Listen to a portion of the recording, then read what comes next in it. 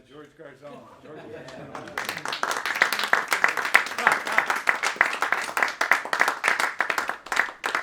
These kids these days, you know. How are you? Good. Well, last night I don't know if any of you were here, but we had like a, can you hear me okay? Yeah. 1, 2. Is it on? Oh, shit, I got the wrong one on. Hold on. Try it now. Yeah, and you know, coming down here in the south with the allergies and everything, I know I sound like Don Vito Corleone. It's not me, it's my family. So anyway, no, we had a great night last night. I don't know if any of you were here. And,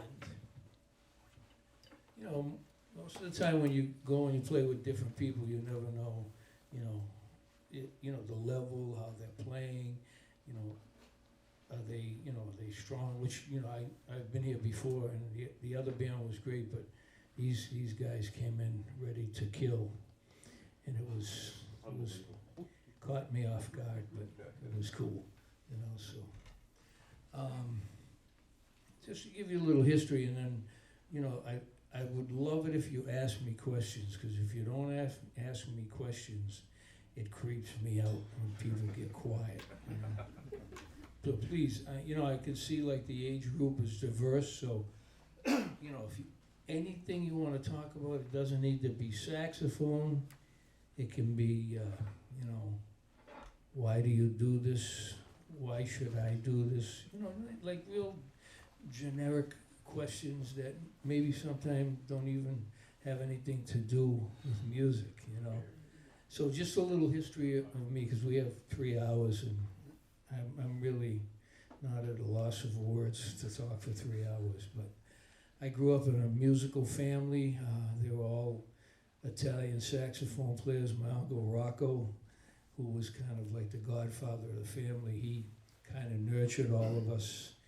And the reason he started playing the saxophone is because his father, my grandfather, gave him a violin, and he was so bad listening to that screeching that my grandfather broke the violin over his head. So then he got a tenor saxophone. Serious, I mean, I hear the stories like, wow, it's deep, you know, how the people do things. So he got a tenor so he couldn't break that over his head. You know, maybe he did, but. So growing up in a music family, I don't know if you had a father or, you know, I was able to be nurtured with these people that really knew what sound was about. And that's what I'd like to talk about a little bit today is, you know, it's not about what you play, it's about how you play it. And even from the beginning, I grew up in hearing a sound of a saxophone the way it should be played. And I grew up with that sound, and it stuck in my ear.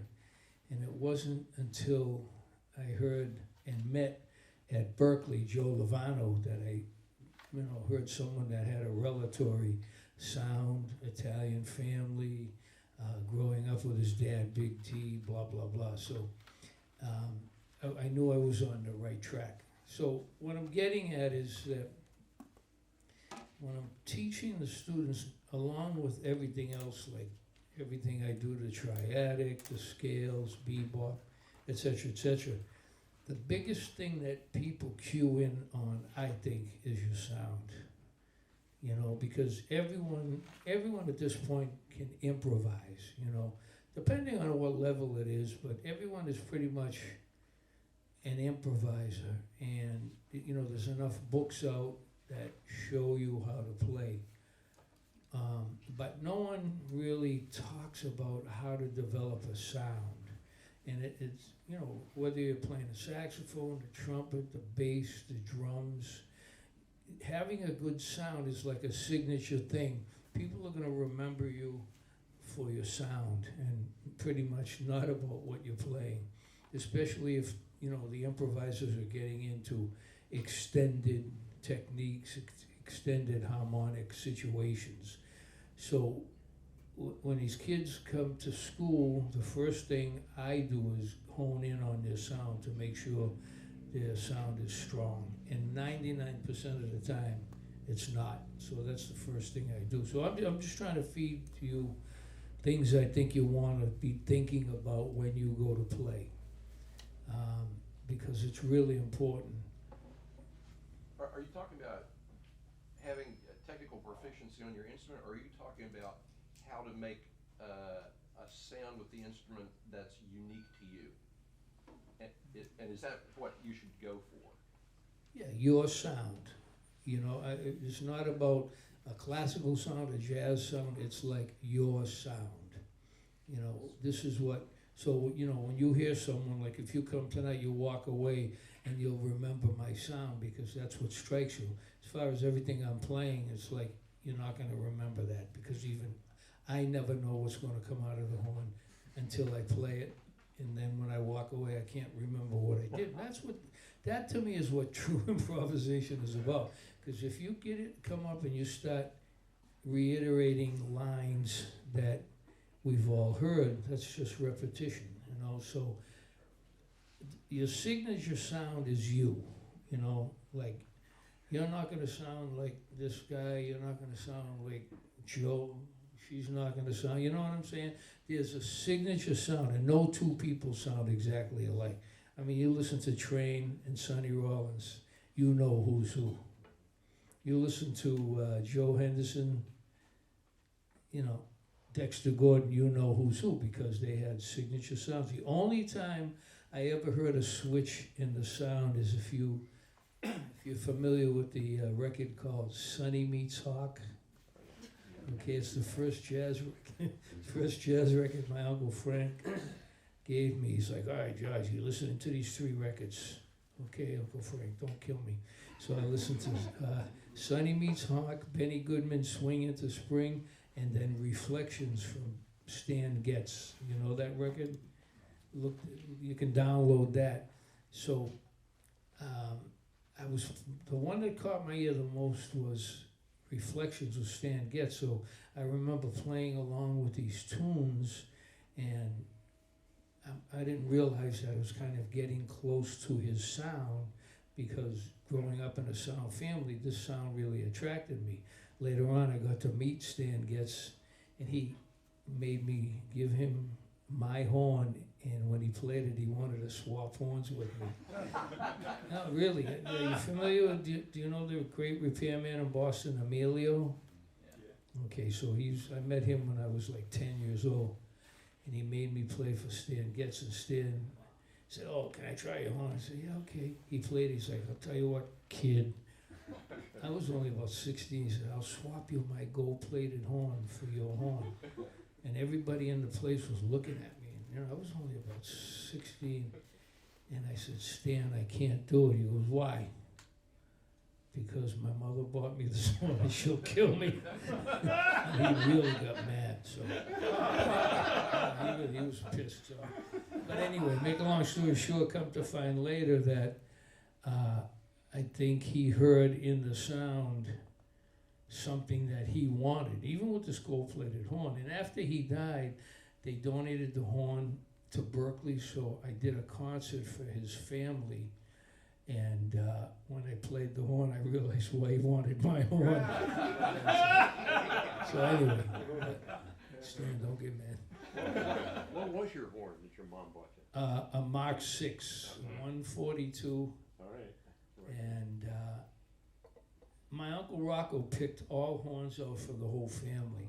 And he had this ear. I wish I had my saxophone because I have his horn. It's a 21,000. And all these horns I play are great, but nothing compares to the saxophone that I'm playing because he had an ear for the horn. And, you know, regardless of whether you play, saxophone, guitar, drums, or whatever, like you really need to develop a sound so that when people hear you play, they walk away and they'll remember that sound. That's like your signature.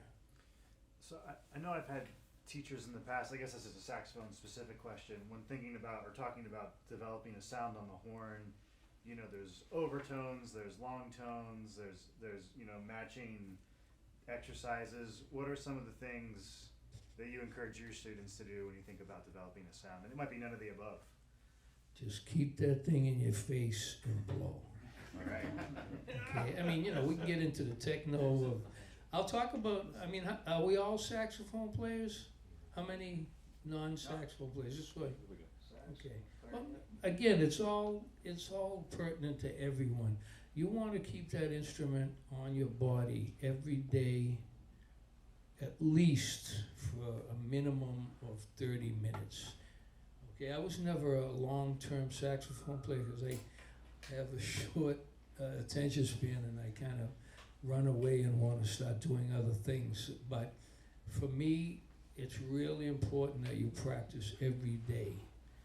And I tell people, if you're not going to play this horn every day, and I see some of you ladies and gentlemen are older, I tell them think about another profession, because when you stand next to Joe Lovano, he's going to reduce you to an infant. So, but what I'm saying is, like, just, saxophonists practice long tones. I'll get into this too. Just playing the long tone without a tongue, get used to being able to have the sound be produced without a tongue. That's really intense, because most of us, when we play anything, it's always okay? So now going into to playing the saxophone without the tongue requires total air. Does that make sense? So that, to me, the sound is really about the air. It has nothing to do about with the cool saxophone or the reed. It's all about the airstream. You know what? Can I say I'm so happy you're all asking me questions. It's wonderful. Good. So when you talk about starting the note without tonguing, do you do the throat like cough thing or something else, or is it really just the diaphragm? Yeah, my uncle used to talk about, and I was only 9 or 10. He's like, Georgie, you gotta go, ha, ha. And I never knew what it was until later when I started teaching. This ha is like H-A-W, and it's like really opening up your throat and then producing the sound without the tongue. Let me see if I can do that at 9 a.m. Isn't that? Way to walk. No. This has the on. What's that? This has the on off. Better? So I don't know if you can hear that, like I'm not tonguing, I'm going in, and it's kind of, if you can visualize it, I throw the air down and then up. So this way I can learn about what the bottom of the note is about.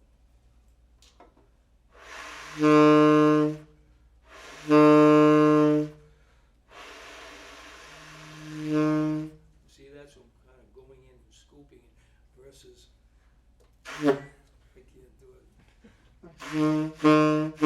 So with articulation, I don't know if you see any of my videos, I try to be a non-articulator. In fact, if you go on YouTube, the Dario did a little clip, and we did like a test recording to see how it came out, and I thought they weren't going to use it. I was joking around, and I said, when you come for your first lesson, I'll cut out your tongue. And they put it in the video. Can you hear me okay? Why did you do this? Why did you do that? No, we love it. We know what you're talking about. I said, man, that's not cool. And then about 6 months later, I started to get these emails from the Eastern Bloc countries, Slovenia, Mr. Garzone, will you come to our country and cut off the tongues of our students? So they knew exactly what I was talking about. I never made it there. It's the accent, that's, The what? when you deliver that line, it's the accent that makes it. Really? Yeah. I have when I play, keeping this loose is a challenge. I can feel the air come in, but these muscles ultimately want to tighten up at some point. And you Try good, this is good. Try this ha. If you go down here in the south, he ha, ha, right? As soon as you go ha, like in extended, it'll open that. The biggest thing about, I think what you're talking about is being relaxed. Because I've had, and I'm not saying you, but I've had students, as soon as they pick up the horn, they become someone else. And it's like this tensity about, oh, I'm going to play the saxophone. And I could feel the, the energy get really restricted. So when you go into the, to play any instrument, you go to play the saxophone or whatever, you've got to be relaxed, because how you feel behind the horn is going to come through in the saxophone. Okay, so sometimes I tell the kids, play flat. Isn't it somewhat counterintuitive though? I mean, we look at this instrument and we're blowing air through this little hole if you're looking at the end of the neck. And naturally, you want to tighten up, I think, to get the air through the instrument, because you're blowing through this little hole, right? So to get you to relax completely the throat, it almost seems like it's not. I guess tell me what your thoughts are. Where is the sound coming from? What is creating the sound? From here. If you look at the Joe Allen video, he's totally against what I'm telling you. You remember that, Dave? How he slays a student on the floor, and he's like, no, all that blowing from your diaphragm, that's horseshit, and he punches this kid in the stomach, and it doesn't come from him. The kid's like, oh, it comes from his concept is, he's got this, he brings the back of his tongue up to the roof of his mouth, and he goes, okay, which shoots the air down really fast. But if you didn't grow up playing like that, it's really difficult. I think the best thing to do is just try to get yourself in tune, and then once you know that you're right on 440, play a little flat. Flat is good. Can you talk about, and I'll end this, you tend to look like you hold the horn a little bit lower than some other players. So we'll watch someone who says the horn has to be as high as possible, otherwise you're choking the windpipe somehow. You seem to play it at a little bit lower angle, but maybe that's not true. Maybe it's just my observation. Have you ever thought about the height of the horn and where you're playing it? Has that ever, in Not terms of the really. neck strap?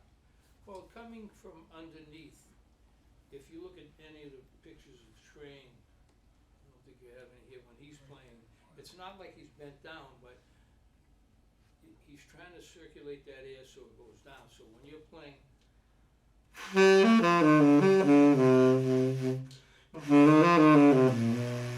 know what I mean? The lower I go, I'm trying to sink into the note.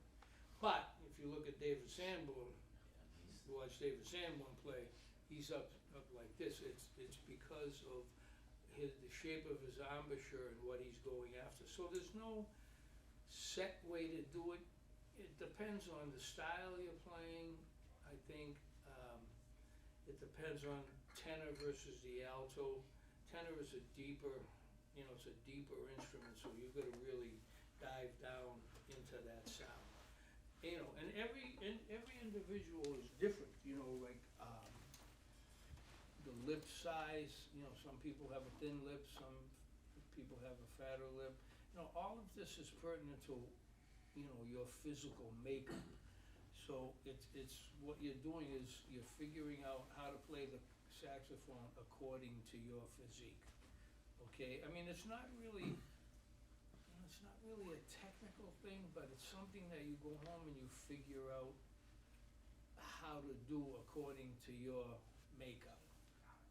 Nice one. In this vein, breathing exercises, are there any that you prescribe for? I mean, I know sometimes I play Barry, and sometimes it can get like this. I wear a harness, so I cut off some of that, but I can get compressed here, which cuts down the capacity, the volume capacity. I had a brother who played flute very well for many years, and he showed me some breathing exercises that had to do with breathing into a bag and keeping a ball up. He was trying to teach me circular breathing, but the beginning of it was these deep breaths and then trying to release it in a slow manner. Is there anything that you have used to get your students to breathe better over the years? I usually punch them in the stomach. Some of them actually need it, but you can't do that anymore. No, it's, all right, for me, I studied with Zen masters all my life since I was 28, and they taught us meditation, deep breathing, moving form. So I just turned 75 last Tuesday, and Happy birthday. thank you. I I'm know you happy feel. that, I'm doing what I'm doing, because I'm still above ground, Yeah, that's cool. And a lot of this, when you play with these young tykes, they come up here ready to play. So a lot of what I'm doing is really based off of the airstream.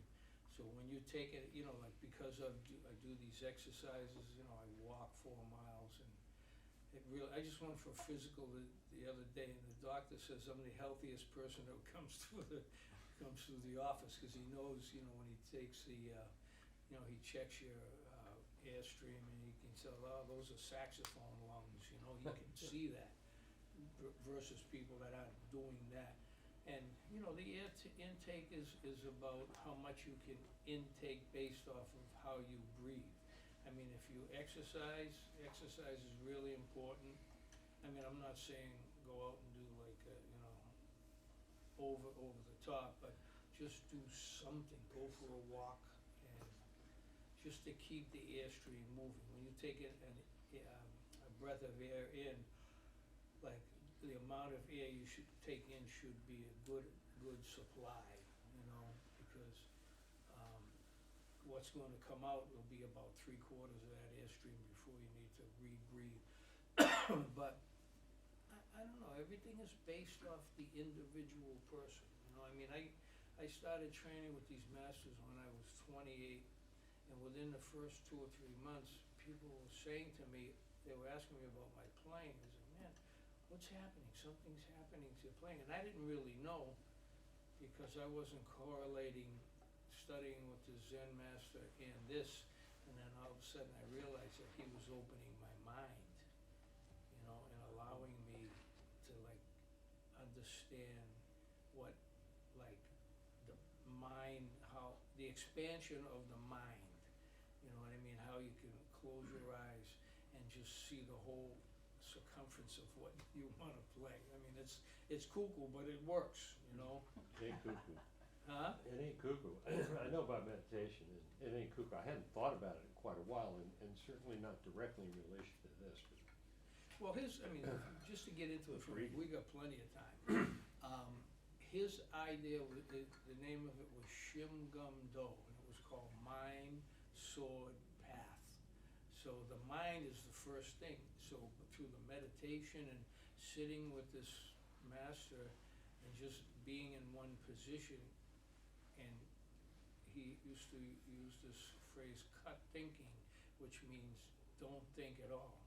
You try not to think, and it's next to impossible. But through sitting with these Korean people, you could feel the vibe, and I was able to let go of thinking while I'm playing. And when you do that, that's when everything starts to happen. Because people get too cerebral about what they're playing. They're worried about, I hope Joe likes what I'm playing, or, I hope she's digging, and then the kids get paranoid about it, and I was like, don't worry about it, they're worried about what their friends are gonna think about how and what they're playing. It's a big thing these days, and they get really abstract about wanting to play, and it's kind of taking them out of their shell. Someone have a question? I had one. This is circling back a little bit to some of the breathing that you were just talking about. I was really impressed last night with a lot of things, but one of them that stood out right away was, these guys are playing loud, and you're playing mostly without a mic, and you're cutting through pretty clear. And I was wondering if you've had any thoughts on projecting when you play. That's what all of this is about. Yeah. So when I'm playing, I'm up here, but I'm trying to visualize, tell me if you understand this, not only the sound going this way, the sound going that way, and then in back of me. So I'm trying to fill the whole room. Plus, playing the Jody Jazz 11. And Wells. Wow. You know, I'm not bragging like, oh, I play a big mouthpiece. It's It's just, a loudspeaker. huh? It's a loudspeaker. Yeah, it is, and, Ask him what strength Reedy plays. No. I don't wanna hear it. 2. It's a Yeah. 4. and again, I'm not boasting like, oh, guys and girls, go out and, get a big mouthpiece. It's not about that. It's just what I've toned myself into all my life, being able to play. Because when you, for saxophone players, when you play a big mouthpiece, when you can do that in a heavy reed, you're not playing the reed in the mouthpiece. The air is playing the reed in the mouthpiece. I'm not even involved. It's just something that I do that's based off the earstring. Even if you play guitar or piano, like you go in there and you go to play the piano or guitar or whatever, and you go to play and you're not really involving yourself all the way because something else is pushing you along. I know it sounds nuts, but that's what I've been living off of. And the thing about this big mouthpiece is that everyone comments on the sound. And when I met Jody, I know if you play saxophone, you know Jody Jazz. He was one of my students in 1981 at Berklee. And then he started this whole mouthpiece situation. When I heard one of the teachers play, I said, wow, that sounds good. Called Jody and I said, he was only making up to an 8. I said, Joe, you're gonna make a 9 because the way you have this cut, it's easy to play. And he really resisted me for a while, and then he gave in, and I got him to make a 9, and then he went to a 10. And the way he makes the mouthpiece is very easy to play. So this, I've been playing it since 2000, and again, like I can feel myself too when I play how it spreads the sound in terms of what I'm talking about in all these 4 directions. That makes sense, being able to throw the sound behind you. Try that when you practice at home. But there has to be something about your anatomy. I don't know whether it's your throat, your lungs, that makes it I understand it's a lot of practice, but there are some unique things about you that allow you to play that setup with comfort. Would you agree with that or not agree with that? Well, like I said, a lot of it has to do with studying with this master, which I still go through the forms that he taught me in the hotel today. I live by this because on the days when I don't do it, I really realize why I should be doing it. There's nothing negative, it's just I feel so much better when I'm doing this exercise, and when I play, it's like almost automatic pilot. That's what you need to get happening when you improvise, like being able to just play without thinking about it. I mean, you need to learn all the devices and techniques about how to play through a tune and how to make the tune function, but then be real relaxed about it, so you know that what you're doing most of the time is like the first playing of it. That makes sense? So what would you like to get into? There we go, my man. Yeah. What are your thoughts on like subtone, using subtone to like develop the tone on a saxophone? Well, I'm learning the subtone. And the subtone is the subtone below the subtone, the subtone. Wow. It's like, I'm gonna show you all this if you're cool. So subtone is one thing, and then the subtone is something I'm teaching the kids where you go to produce the note, but you never produce the note. Okay? So this is what'll help you with your ear strain. Okay? It's like, okay, let me hear play a note, but don't produce the note. So there's this moment, you'll hear it, I'll do it for you. This moment when you go to play the note, but you never produce it. So you try to find out where is that break note, or is that break point before the note kicks in. I mean, this is all, Did you do that a couple of times last night at the end of tunes where they weren't ending with an explosion, you were tailing off, and the note ended, and I could still hear you breathing. Is that what you were, were you in that territory? like I like to It's drag pretty it cool. out. Yeah, no, I mean, people play the note, but there's a whole world inside the sound of the air. Let me stand up, I Yeah. can't play sitting down. I was never a big band person because everyone sits down. I love big band. I played with Buddy Rich Oh, boy. for 2 weeks. For 2 weeks. Then I quit. Oh, you didn't get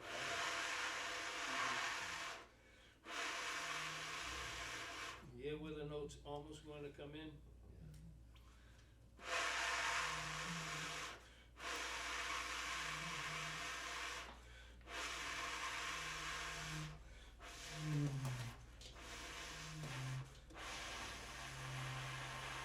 Now, this is good for learning how to develop your earstring. Let me switch to my other ligature. Other ligature.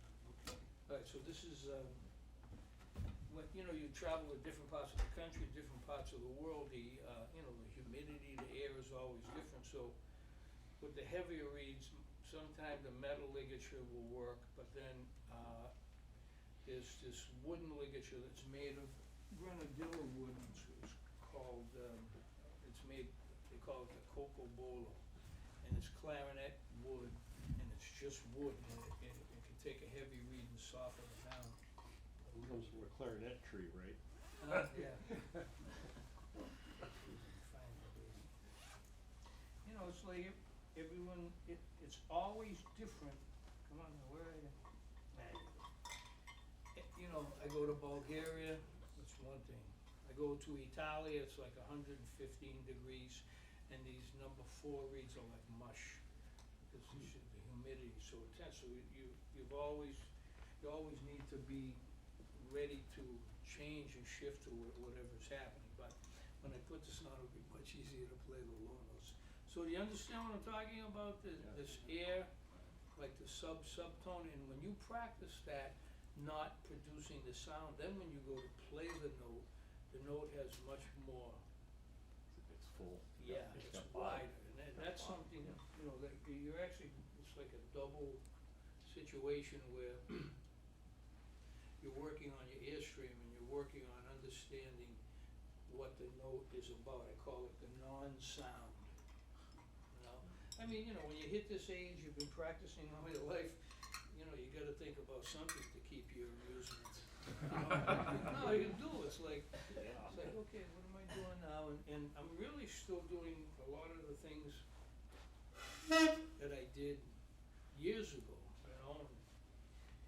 I was telling Dave, I saw this interview with Sonny Rollins and Joe Henderson at 2 different points where they were talking about, 65 now, or 70 or whatever it was, and they were like, yeah, and if you can keep your physique together, this shit really starts to happen after 68, 70. Wow. And he's right, because I'm starting to get to these plateaus of improvisation that were in front of me all of my life, but I wasn't mature enough to, to be able to figure out, what's happening, which I'll talk about some today. My teacher, I don't know if you're familiar with the Woody Herman band, Frank Tiberi. He lives up the street from me. He's 97 years old, and he's still teaching at Berklee. 97. And you hear this guy play. He's very shy. Anyone, you guys know Frank, or have you ever met Frank Tiberi? He's really, he's really responsible for this triadic chromatic thing that I do, even though he won't admit it. But standing next to this guy, he would come at me with this plethora of sound that I never heard, and he just blew my mind, and I was able to figure out how to get in and out of that, developing this chromatic approach situation.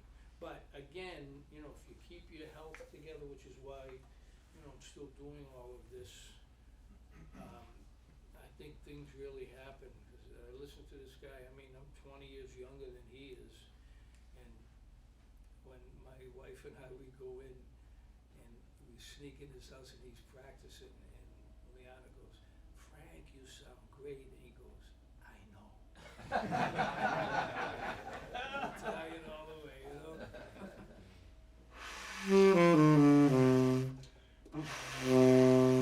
So you hear that? So you hear a gush of air before?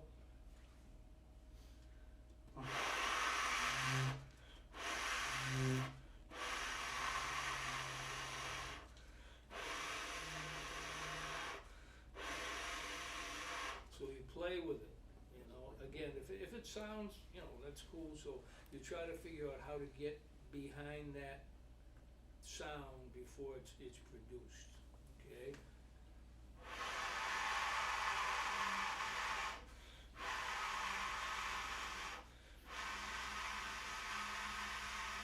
And you can hear, because of the bigness of the mouthpiece, there's a lot of stream coming down. So when you go,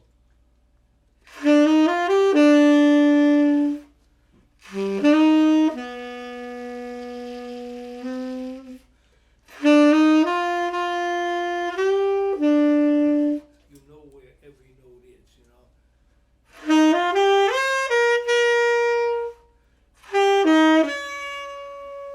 You see, I'm not tonguing.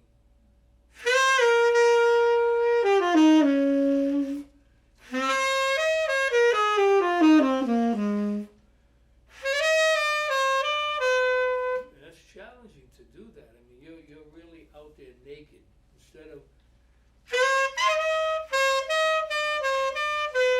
There's a lot of preparation, but here.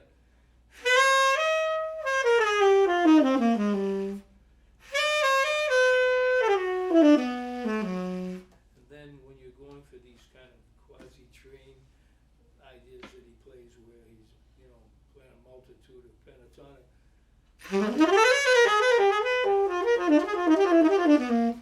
It's impossible to articulate any of that. And it took me a long time to get rid of articulation because I came from a classical background, studying Joe Viola and You mentioned plateaus, and I've noticed all my life from college through my whole career that every time I hit these plateaus was like after a performance, and then the next time I practice it, like it might be that night or it might be the next morning, all of a sudden it's better. I'm moving. That plateau has moved. it's, you know, it's because you're playing. You keep playing. Now, the big thing, and I tell the younger people, is don't look for these plateaus, because if you look, they won't come around. You just get into the consistency of playing. That's the big thing. I mean, plateaus are great, but sometimes we become too dependent on them. Oh, I want to get better. And I deal a lot with trying to calm these kids down. Like, oh, I'm not getting better. You are getting better. You're playing, you know. But if you're hitting plateaus, that's good. You know, just ride on that, because sometimes they'll come and then they'll disappear. So to me, I never looked at plateaus. I just looked at consistency of playing. Consistency, repetition of keeping this thing in your face. The worst thing you can do is not practice, you know. Even this summer I was running around like crazy, and I really feel deficient because I haven't had that time to practice every day. You know, you can't really get into it in the hotel, but this is when you're running off of these plateaus that you've attained all your life. You're kind of, you know, performing on the cuff of what you've learned, you know, when you're on the road, because you can't practice as much as you do when you're home. Because I remember, who was it, Liedman, when he met Train, he said, John, at a club, he said, John, how's it going tonight on the bandstand? And Train said, it's much better at home. And I never forgot that, you know. And, you know, no matter where he played, it was great. Any other questions? Yeah. Okay. And this is going off in a different tangent. you played a song last night that you wrote, Strolling on Berklee Street. Is that recorded somewhere? Because I want to learn it. And what I've learned in my short 3-year period of being more focused on improvisation after a bunch of years playing in R&B bands and big bands and all that, is that the way to learn a song is to transpose it rather than reading a sheet. And so, I want to know if I can listen to it, so is it available? And then, will you talk about audiation and learning songs? On how to do that? Yeah, I got any, Well, I just trying to see if I can find it. got anything to say about that? What I would do is I would, if I had to learn a tune, I would take it, here, this is for you, this is in the key of C, okay? So just bring it up a step. It's a little gift from me. Thank you. I would, like if you were learning a poem, like I would do it like by phrases. So, like if you wanna memorize that tune, you would just go like.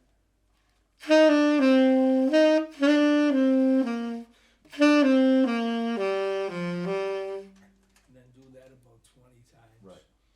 And then move to the next phrase and then combine the two together. Right. But a lot of this can happen by you just listening over and over. I mean, I was never a transcriber. I think I transcribed 2 things in my life. And I just, Well, by transcribe, I don't mean sit and write it out. I'm just listening, exactly what you're talking about doing there. well, that's what I'm talking about too. Yeah. A lot of what I listen to comes from listening, Right. because a lot of people transcribe, but, which is tremendous. If you're a transcriber, do it. But for me, paper and the pencil never agreed with each other, Yeah. even in school. And I get that, and I'm not trying to do that. I'm glad to have this. I'm gonna get somebody else to play it so I can record it and then learn from the recording. Yeah. of it. Strolling Down on Bourbon Street is on a record I did with Pete Zimmer. Look him up. I think I did it a few. Oh, yeah, the credits on the top. Yeah, it says Yeah, it right yeah, there. good, thanks. But the saving grace about playing is that it isn't, it's technical, but it's not technical. A lot of it has to do with how you improvise and how you figure out something from dead air. Versus when you go to school to become a lawyer or a doctor, you have the things that you do that make what you do happen. This is okay, once you learn the basics, you're on your own. There's no, there's no like staying in school and going to school and getting it together. You go out and figure it out on the bandstand. Yeah, I kind of circling back to that transcribing question. I'll try to set this up in a way that's hopefully coherent. I feel like when I was learning to play, one of the teachers I had, taught me a lot of theory and like which scales go with which chords and whatever. But then I feel like something that's totally missing in my playing is like language, right? And I'm wondering how you think about connecting, some of like the theoretical with like the real language of the music. I was always against school. No, how I ended up being a teacher still mystifies me, because I barely made it out of Berklee.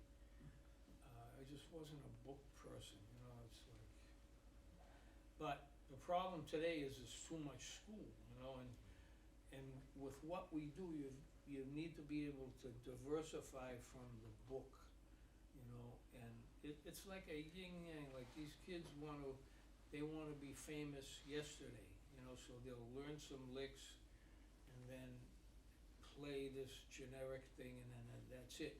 But no one's brave enough to kind of stretch out into the stratosphere, like I said, for fear of what their friends are gonna think about them, or it takes too long to learn. Like this concept that, I'll talk about a little today is, the triadic approach took me 25 years to put together. And when I tell the students that take the course, they kind of get sad. Oh, it's going to take me 25 years. Yeah, it's going to take you 25 years. Because, I'm not going to teach you Mary Had a Little Lamb. You already know that. Like over a 2-5 progression, you can get that from, what's What's my man that does the 2-5 book? Eversole, Huh? Eversole or whatever. Yeah, Abersol, you know, I'm just saying, that's great, you do that and that's cool, but now what's the next level? Because if you don't progress into something that's gonna take you a long time, you're gonna sound like that, which is cool, you know, but that's been done before. So to stretch into something that's a little more bionic, it, you know, it takes time, you know, and these kids they don't wanna spend time on stuff. You know, otherwise you're gonna sound like everyone else, you know, and you get marked, but you know, you need to like be willing to step out of the zone of what people are doing. You know, and anything like that, I'm not saying it's new, but anything that's progressive takes time. Unless you were born a genius, and I wasn't, believe me. Any geniuses in? No, you guys are geniuses? So a quick question just about doubling versus just focusing on one instrument. You know, I love all the voices, and I'm tempted to have crushes on the latest one I've been playing. But do you just play the tenor? I'd like to, but I play soprano, and I don't like anyone to know that I play clarinet, because then they call you for it. I mean, I was really a good clarinet player. That's what I started out on, because I studied with Joe Viola, and you know, back then in '68, Berklee was all about classical. I mean, it was like 80% classical and 20% jazz. I don't know if you know the history of Joe Viola. He was the protege of Marcel Mule, and this guy, you know, Joe was so heavy. He had this Buddha way of teaching without teaching, you know. And I started with him because he knew my Uncle Rocco, so they would let me take lessons while I was in high school. And just sitting next to this guy, even if he wasn't talking, he just had this vibe, like, and I felt like I was learning something, you know. And he really schooled us all on, you know, practicing classical, you know, Marcel Mule, and all of the classical literature you do on clarinet. And then I went to, you know, tenor and soprano, but I tried flute, but it just didn't agree with me. But if you play doubles, it's good, because in the moments that I was practicing clarinet, it made this a lot stronger, you know, because of that intensity, that little pipe. Someone else have a question? I know you've taught a lot of great students, obviously. You know, Seamus and McCaslin and Dave. Who improved the most from when they first came to Berklee, between that time and them leaving? Who improved the most? Yeah. That's a scary question to answer, but, I mean, you gotta imagine, I was at Berklee and New England Conservatory at the same time where he was, and there were two different crowds, but at the same time that he was there was a kid named Kenny Brooks, and these guys, Matt Dario, and all these saxophone players that were really good. And then at Berklee, every half hour was Chris Cheek, Donnie McCaslin, Seamus, Josh Redman, Mark Turner. Branford Marcellus, like every 30 minutes. So, and all of these guys were killing, you know, and so it's really hard to say who, you know, improved the most, because they were all improving at the same time, like really fast. I think if anyone who improved the most was me, because I was dealing with all these guys, you know, like, you know, they came in, they were already playing bebop. I couldn't show them, oh, let's do some more bebop. They didn't want it. Donnie didn't want to hear bebop, you know. Chris Cheek, Branford, and all those guys, they were already playing, so they forced my little puny mind into figuring out something else than bebop. You know what I'm saying? Because they could already do that. So I'm leading into the triadic approach. You guys cool? Right. All right, so like one day at New England Conservatory, I had like a class. It was like an improv class, and it was half jazz and half classical kids, and these kids from NEC were like, I mean, they were almost as good as their teachers. And I was putting triads on the board, and I put a major, and then a minor, and then an augmented, and then a diminished, separately, and I looked at them and go, wait a minute. All these triads are the same. Follow me now, okay? I'm just looking then, just from my eye view, I said, wait a minute. A major triad is a minor triad upside down, and a minor triad is a major triad upside down, and augmented is from the major third, and demented is from the minor third. So what's the big deal? You can play whatever you want. Does that make sense? Anyone not get that? I'm digesting this. Let me give you a, It's the give you a 25 digest. euro lesson. Right? So here's where it comes into play. In the grand revolution of when you start spinning these triads, I'm going to show you how to do this too. Once you start spinning them, they all become related. Okay? So what used to be a major is a minor, what used to be a minor can be a diminished because they're only made up of two intervals, minor third, major third. So when I started to spin them, I'll show you all of this, and you can record it too if you want.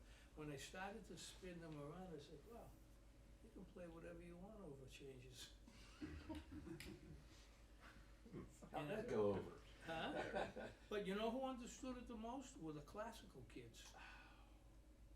The classical kids realized, because of their studying so much with, arpeggiations and this and that, they will probably be more willing to let these triads flow than the jazz kids, Oh no, when you see D minor, you gotta play the Dorian. When you see the Mixolydian, you gotta play the dominant. I'm like, yeah, okay. But these classical kids, they didn't know any of that, so they were coming at it from like, what the triad is about, the inversion, and then they were taking it and they were showing their teachers, these classical guys at New England Conservatory, they hated the jazz guys, because they were classical people, but they loved what I was talking about.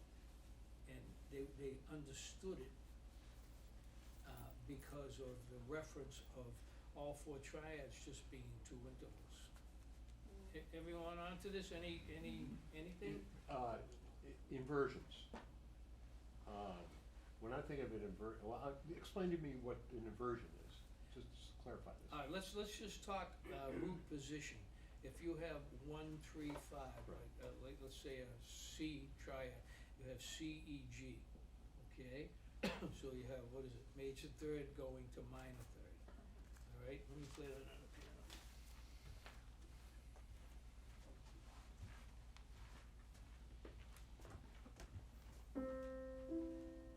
Okay, so 1, 3, 5, then you have 3, 5, 1. Got it, okay. All right, Those are the so inversions, right. root first and second. So again, I'm looking at this and I was like, oh, if I connect these triads by half step and not repeat the previous inversion, I'm getting this random tonality that works over anything, because even if the triad was not from the chord that I'm playing, the next half step up or down, there'd be something that's related. You're looking crazy at me, come on. Say it again, man. I told you, Davey, I'm gonna attack soon. So I'm, we got plenty of time. I'll just try to show this to you, because what I did was I connected these just major triads with half step in between, which with the half step, let's say we're in C. Look, let me show you.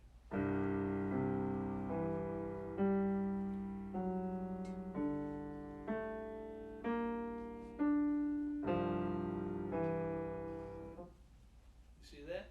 So it's a given. Like my father used to say, you go to the racetrack, you bet on all the horses, you win. Never knew what that was. Now I get it. So that's what I'm doing. Like with this half step connection, it's a given that one of these triads or one of these notes from any triad in or out will have a relationship to whatever the harmony is at that point. Okay? It's something you need to practice. It goes against everything that your teachers are talking about, but that's why I'm here. It's okay, you know, it's okay, and it's okay to sound bad. When you first hear it, it's like, wow, this shit sounds nasty, but that's the idea.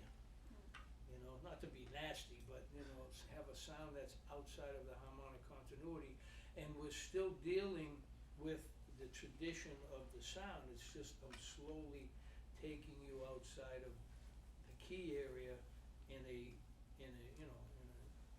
organized way. Make sense? Any questions? So you start off root position and you kind of go up like a half step or down, like a down half step or up a half step to go to like the next inversion of that first chord. Is that kind of? Alright, so what you need to remember, let's say if I play 1, 3, 5, okay? If I do this, sorry, this. Now you're not gonna do that again, okay?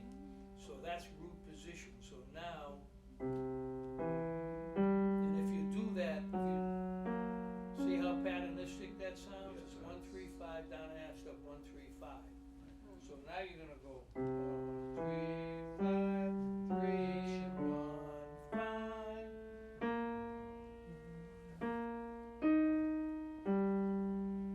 See what I'm doing? I'm changing the inversion every time. So when you practice, you should do it really slow, like really like almost lethargic, nothing with a time feel. As long as you know your inversions, so that you remember, well, I just came from a root position. Now I'm gonna go up 1 half step or down, and I'm not going to play the root position again. Are you sticking with the same chord forms, so like major, major, minor, minor, or do you start to then? Well, right now we're just doing minor, just major. Sorry, we're just doing major. Get in the thing about let's But just. you're floating, you might go up a half step or down a half step, but you're thinking the triad of whatever up and down you're going, and cycling through a different inversion each time.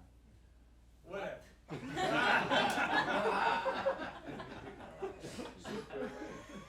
Let me listen to what I'm saying. Let me explain it again. If you play a root You can see, position. I studied with him before, the concept, right? I didn't. I told you I should get the MacArthur Award for surviving all these guys. 50 years on the front line, and he's still alive. Hey Ray, I'm not down yet. Raging Bull. Alright, so follow me. 1, 3, 5 is root position. Let's say we go C, E, G. Now you can either go up to G sharp or down to what? G flat or F sharp. Now that's going to be 1, 3, 5 of the next triad, but not in root position. Gabish?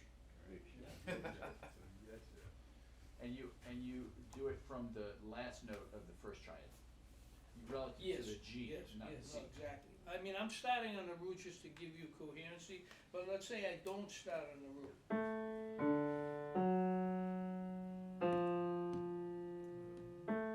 You could do that, okay, because I play 5, 1, 3. So now you could either play what? You could play root.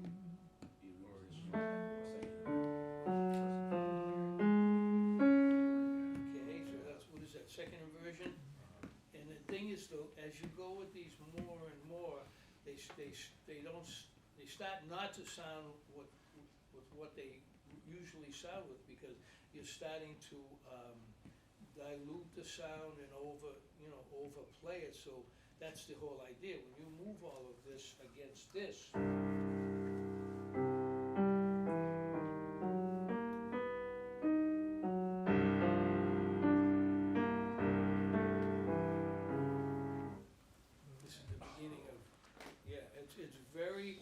I figured this out on my own. No one taught this to me. I'm not a rocket scientist, but I just looked at this and to realize that as long as you connect things with half step right now, you're borrowing from the 12-tone row within the triad. Does this make sense? I mean, if you're classically inclined, these classical kids, they were all over this. They loved it. So to use this, a real simple blues everybody knows Blue Monk.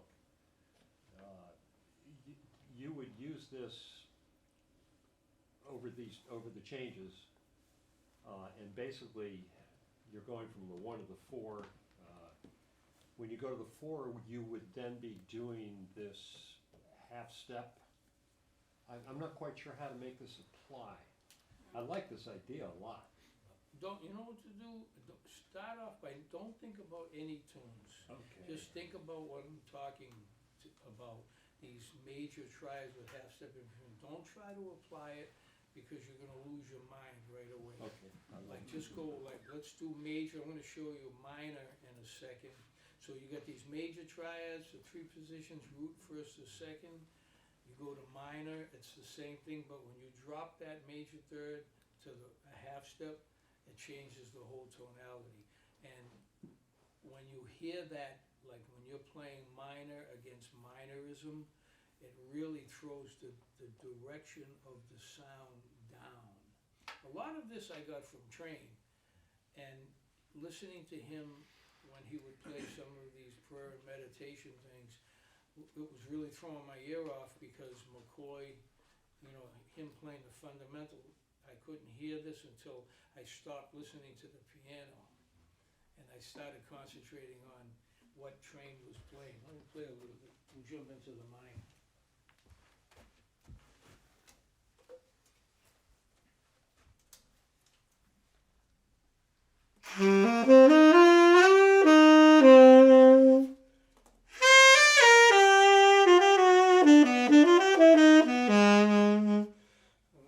Actually, let me put the C minor.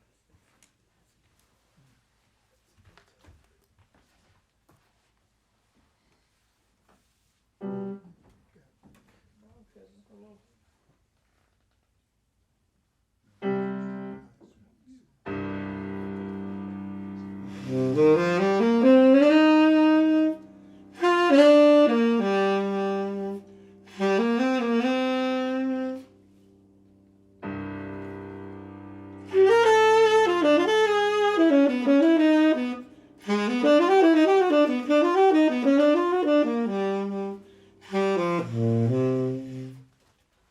You hear those minor? I'm making it very literal so that you can hear these minor triads.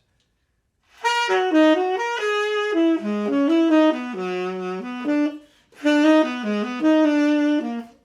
what I'm saying? And play it against the fundamental really makes the minorism of minor sound even darker. Took me a long time to figure that out. It was right in front of my face. Because played against the harmonic continuity, it's very, you know, it's very deceiving, you know. But when I stopped listening to McCoy and listened more to the Train, I realized he was dropping these triads against the minor fundamental. Any questions? Maestro? Do you think about getting back into the tonality, or do you just let go? I don't know, it depends. I mean, I don't want to be religious about going back to it, but it just depends on what's happening at that moment. If you do go back to the fundamental, then it supports what you're doing, but you know, everything is pertinent to what's happening at that moment, you know. And you know, it's a lot for the ears, but you know, that's what all this is about. You listen to Train. I mean, I really studied him by listening, what we were talking about, and I was listening not only to what he played, but how he played it, for that sound, to get that real solemn, you know, sound that he has on the saxophone. I mean, a lot of what he plays is because of that. And another question, do you repeat notes within any triad, or no? I try not to, but when you're playing this fast, I don't want to say this now, but once you get this together, you'll go back and repeat yourself. Because no one's going to hear that. Don't tell me you can hear that. Because I can't even hear it. If I go...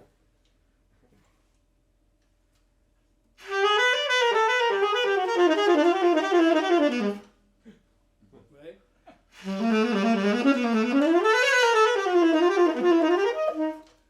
What did I play? What triads? Come on. saying repeating individual notes, you mean? Yes. Not But line, that- not necessarily the line. You mean like repetition of triads? No, like no, of- like take like a triad and repeat one note within the triad. Like, cause I don't hear it, but. You're too deep for me, man.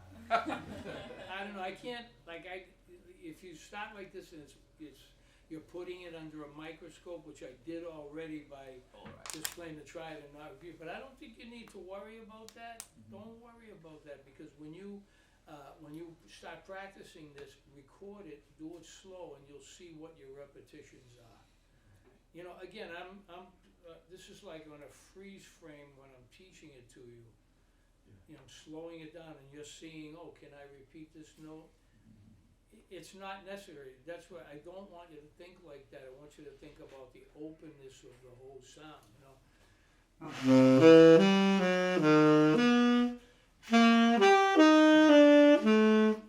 See how I'm, the expansion of how I'm moving, you know?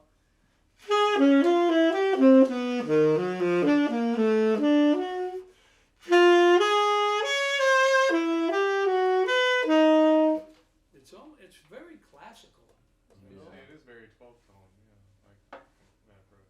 It's very what? It's very 12 tone. Yeah, that's the Yeah. whole idea. Right. But it's 12 tone and it allows you to play all 12 tones on anything you want. And the teachers don't want you to know that. Teachers don't want you to know that you can play any note on any chord at any time. Can you do it on like with a major tone? 7 chord? Yeah, I'm just curious, like, Absolutely. yeah. No, they don't want you to know that because, you know, you're in school, but you know what? I tell the kids, I want you to learn this now, so hopefully while I'm still above ground, someone will figure it out, and no one has yet. You know, there's one guy, if you play guitar, Chris Crocco, he's on my DVD, and he studied 7 years with me. Dave, you remember him from Brooklyn? He was at Berklee, then he moved to New York when I did, and he started studying every week for 7 years. I tortured him to death, tried to get rid of him, because, you know, it's guitar, you know. Because he's from Calabria like I am. He was able to take it, he figured it out, you know, and now he's teaching in New York. He's got some YouTube videos that, Yeah. it's phenomenal what he chokes out guitar. Yeah, well, he wanted to learn the guitar according to the saxophone, because he was totally into training too. But, you know, he figured out his own version of what we're doing, and he's really a heavy practicer, you know. And he got it, now he's got his own practice.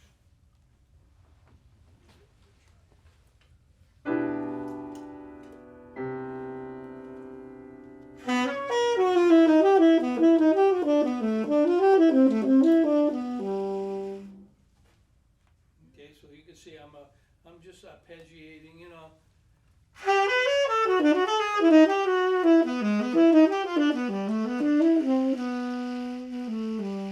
And then just so you can hear it, I come back to the resolution. Will I do that all the time? Probably not. You know. Again, you face a lot of ridicule because you go against everything that, you know, improvisation is about, but that's what you want. I mean, you know, you want something, you say, wow, what the hell is this guy talking about? I don't know what it is, but it sounds like it works. Okay, just to make sure I'm clear, if we stick with major triads, you play C, E, G. If you drop down, well, does this mean every time you drop up or down a half step and you can't play the same inversion, there's only 2 choices? Thank you. So you're either gonna have a root position G flat major Right, or D major. right. That's Well, it, right? And then, if you have C major, I'm talking about the inversion or so if you play root, the next up or down is not going to be it root. can either be a root position G flat major or No. a More options, right? It has to be a second or a third Second inversion. or third. Or first or second inversion, not a root position. Oh yeah, I'm sorry. Yeah, right. So let's see. It's gonna be Well, D or B. It could be the third of, in F sharp it's the third of D, so you could do D, right? But what's the first triad you're playing? C major? Yes. Alright, so look at it this way, not to confuse yourself and everybody else, myself included. If you play a root position, up or down, the next cannot be that, so it's gonna be what? First or second. Let's say you start with a second inversion, then the next two are what? Root or first. Let's say you start with a first inversion, then the next two. Second. Okay, follow me? So that makes sense? Yeah. You need to go home and practice it and record yourself, because when you repeat yourself, say, you, how you doing, buddy? Yeah, hey, what's up? You're still alive, huh? Yeah, I guess. Maestro, good. Any thoughts on writing it out, or is that a no-no as far as trying to navigate? No, don't write it out. Just practice it by ear. Do you need to practice just your inversions, period, at first, like Yeah. chromatically and, Yeah. circling forward?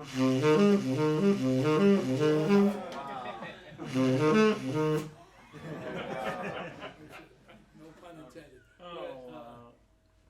So do you get to a point where you incorporate different qualities of triad, or is it based off of the parallel sound of the major triad when it's a major triad, and you only do major triads, or do you get to a point where you move in and out of major and minor and augmented? Yeah, well, I'm teaching them, like, first start with the majors, and that's a job in itself, and then go to the minor. Listen to the minor. This is minor triads with half step.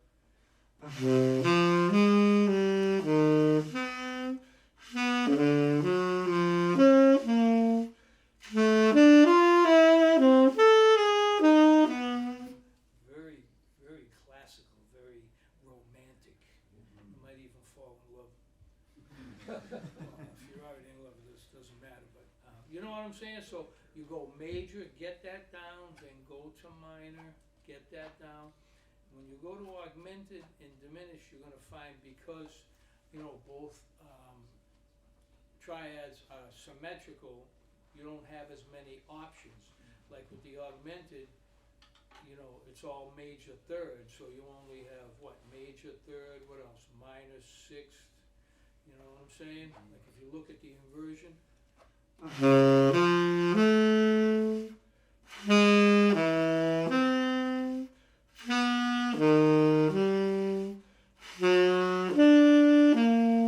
And that's augmented. So when you play them in this sense, what happens? They sound more what?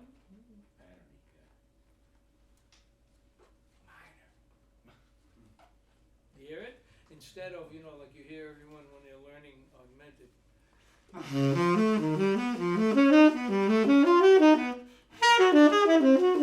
Which is cool, symmetrical, but when you break that up, and even if you use it with half step in between, it gives the sonority of the augmented a little bit more of a minor sound,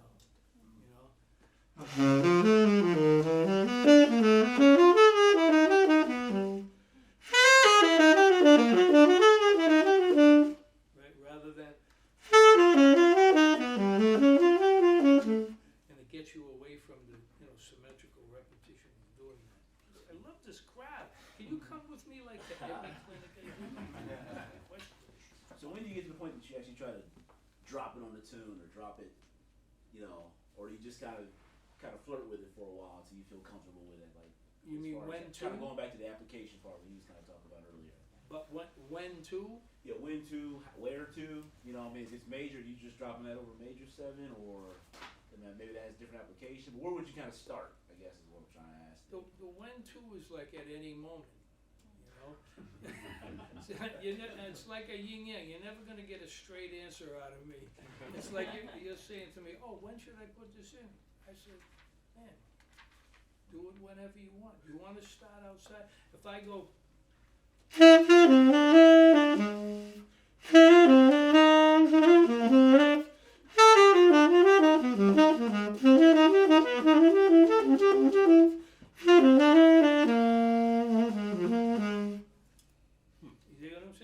I'm throwing it in as I feel it. But let me also say that I'm listening more to where I am, probably more than what I'm playing. Because if I show up at the wrong point, you guys are gonna be El Ronguito. No, seriously, you know what I mean? So like, even though I'm like, yeah, you play whatever you want, I'm like, 1, 2, 3, 4. You know where you are in the tune. You know, because everybody's, you know, rocket scientists, because they went to Berklee for 1 year. Now they're like, they're following, you know, it's great. No, it's cool. I've learned a lot from teaching, you know. It's like the psychology of understanding the young mind.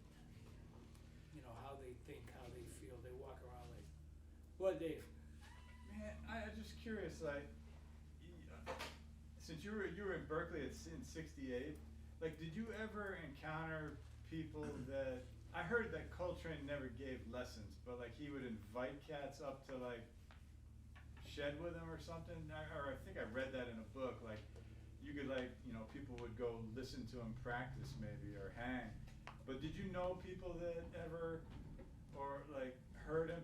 And is this kind of stuff that you're demonstrating, like stuff that you imagine him like working on his fluidity and all that, and just staying engrossed in the sounds and chasing after some sound in his head, and then you're imagining from the records you're hearing him, you've figured out certain things that he was going for.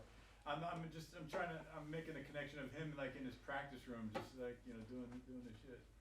Well, he was into that cycle of, you know, the fifths and all that. And again, like, that was way over my head, and it still is, but I did everything by ear.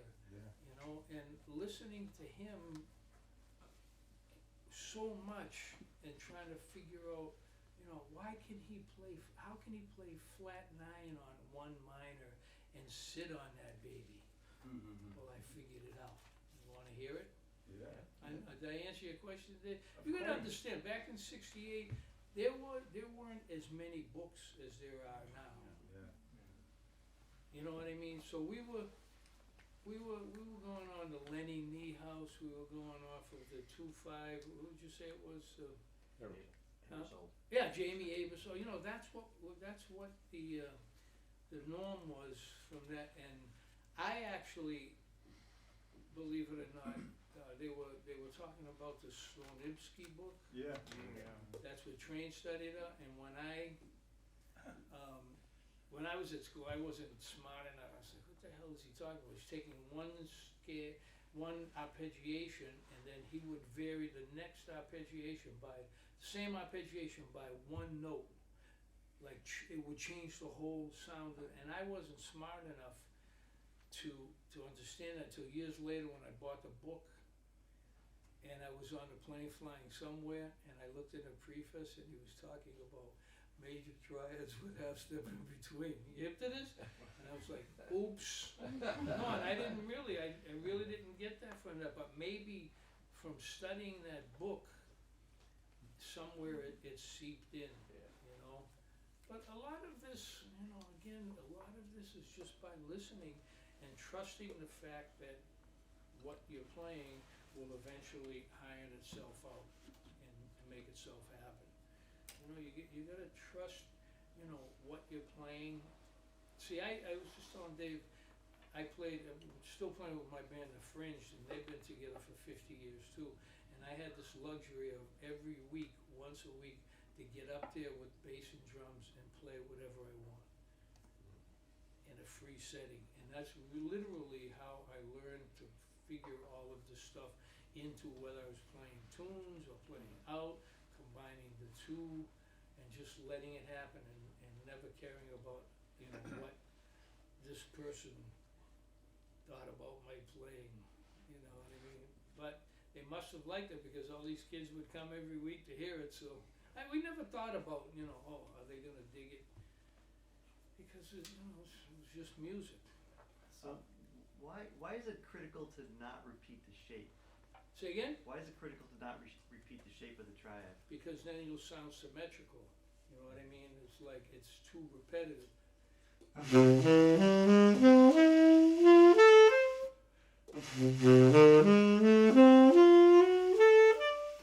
know what I mean? It's a repetition. You throw 1 or 2 of those down, and it's immediate repetition. I mean, you could do whatever you want. when you leave here today, you might say, hey, Teach, thanks, but I think you're completely out of your mind, and I'm just gonna keep going. I tell the kids, look, here it is, here's what I'm doing, you know, they haven't fired me yet from school. And, you know, it's like, so you do whatever you want. If you wanna play whatever, you know, you wanna play straight ahead, do what you feel, but here's something that's a little bit different. For the inversions, are you is it just the order that matters, or is it the order in the octave, like we're on a piano? Like, could I do C, if I'm doing a C major, could I do E down to the C and then up to G, and that would count as a first inversion, or would that still be root? I'd have to hear it. Okay. Just think about this. Go it slow and try not to repeat yourself. And I'm talking about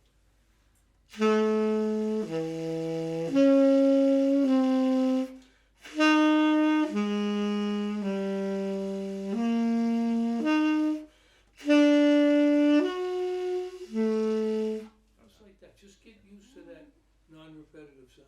I think it's a question he was kind of getting at. So, I don't have formal training, but if you do 1, 3, 5, no matter where you do it, you know, you can go 1, 3, down a 5, but the next number is up a half step or down a half step, and obviously if you ended on a 5, the next note is, and you played 1, 3, 5, the next note's either going to be a 3 or a 5, right? 5, 3, 1. What's the difference? No, I don't know. You've got to go in and do it. I know you're trying to mathematically figure it out, but when you play it, it'll make much more sense. So in other words, if you play 1, 3, 5, you're not going to do that again. Half step up, a half step down. You play 5, 1, 3. You go up half down. You're not going to play that again. You need to get the instrument in your hand and just kind of really do it slow. Okay. And don't figure. I know you guys might be mathematicians here or mechanically inclined. You're talking to me. So what I'm saying to you is, it's not that deep. I'm not that deep. Really, it's like, I mean, if I could figure this out, you all can do it. This is like Mary had a little lamb on LSD. Think about it like that. It's really basic, but when you go in to play it, it's the sonorities change. Do you recommend, like, starting the practice going with a metronome, which is going to force you to come up with a note when, you know, you don't want to stand there and think about it too much? The metronome is going to make you be honest, because you know, it's like tick, tick, tick. So I would do it without anything. Just go lethargic. You know, just go. Don't even put it in time. Just go. You know, let me figure this out.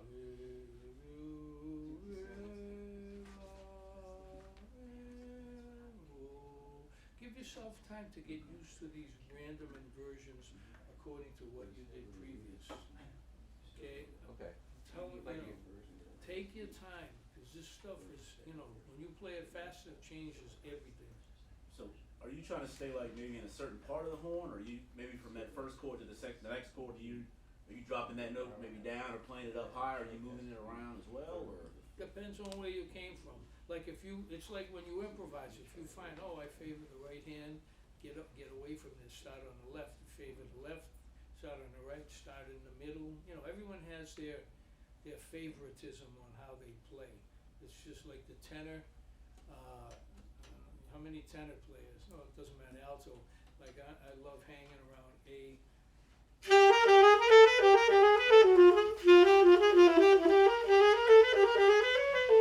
It's just something about when you play the biz key, it's a lot easier, blah, blah, blah. Anything else? Here's a way to think about it. I wonder if this is similar, helpful, or whatever.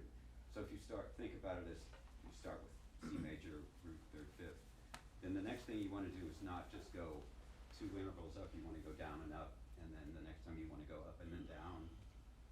Yes. In a way that's like mixing the direction.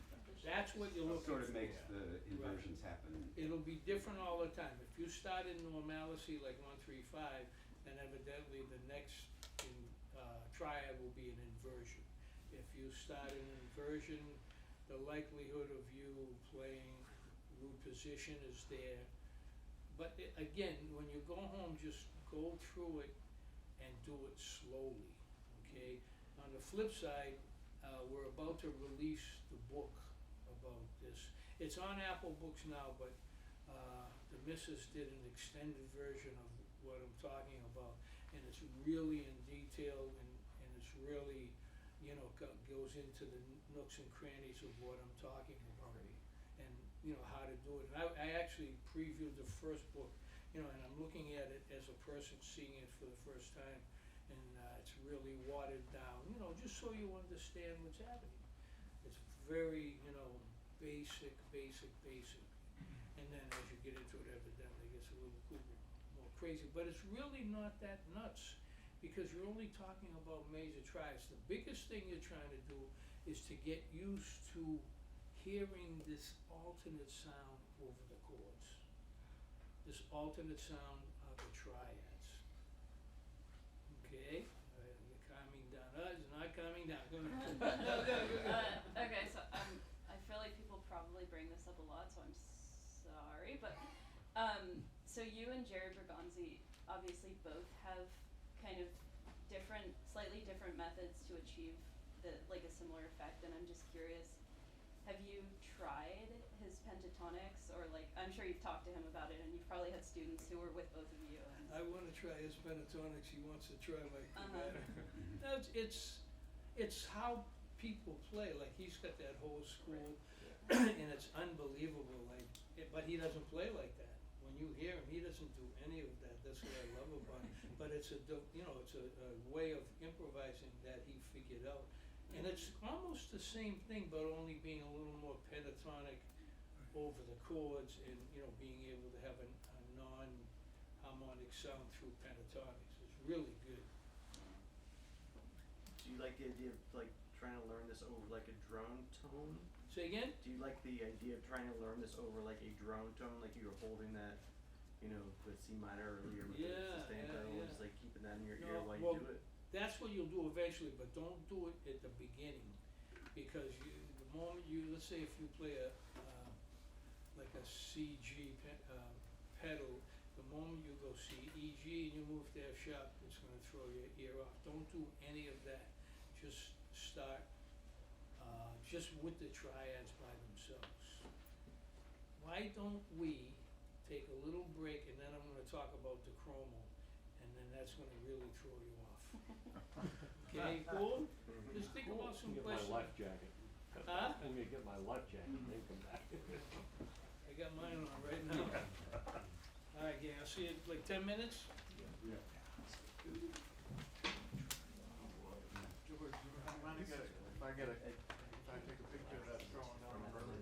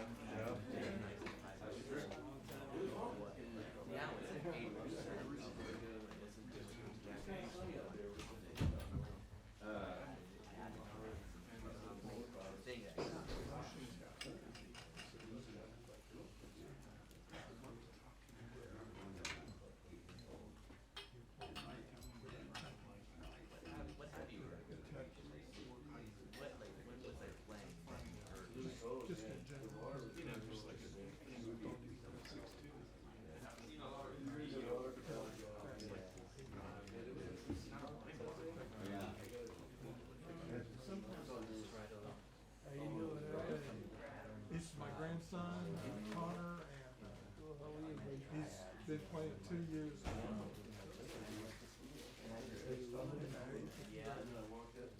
They can't stop it.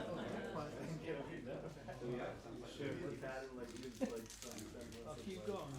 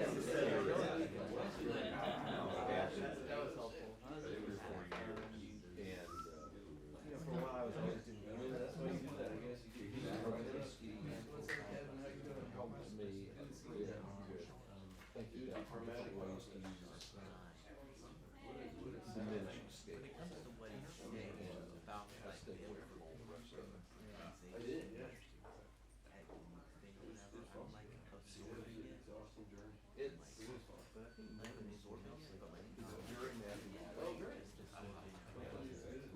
and what he lays out, the idea is, I don't know, have you looked at it? And I'm actually like, you know, and when he plays examples, I'm like, His approach to it is, big section at the front, a little section at the back that have like a whole bunch of indices that are kind of interesting. The main part of the book, he's interested in dividing the octave into even pieces. Yeah, so like diminished seventh chord or augmented triad, and he comes up with different forms of this. He also looks at things that divide two octaves into so he takes those things and then he will play, he'll create a sequence that uses like half step below the first note and then the first note, half step below the second note. Very complicated, like chromatic approaches, and he gets into very complicated chromatic approaches, but at the end, you're always playing like those four notes of the diminished triad. That's always your target. I'm trying to just chip away at it. It's hard to say. It helped me to think about I like that sound. Even the years that John saying I like it. I think I can play that. But the nice thing about it is I don't play anything like this when you try secrets. Yeah, just trying to wait it about it. Like the It doesn't sound like a straight scale anymore. play it, but I think it's The same ways that you can move around and not make it sound like some of this that's pleasant. So it has some value. You play center? Yeah. thanks for sharing that. Yeah.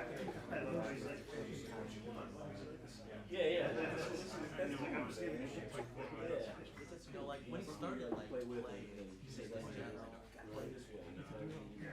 Yeah, well, there's like, like especially the way I was taught early on, there's like not necessarily right and wrong. But it's pretty close though, right? Yeah, it's pretty close. And I use like Yeah. Yeah. I almost feel like I'm sorry. Right, yeah, and that's what he was saying. Like, you know, feel like, you know, I can see some people doing this in their own, who have a kind of mind reaction to it. Yeah, I'm curious what it's like. Yeah, he said what.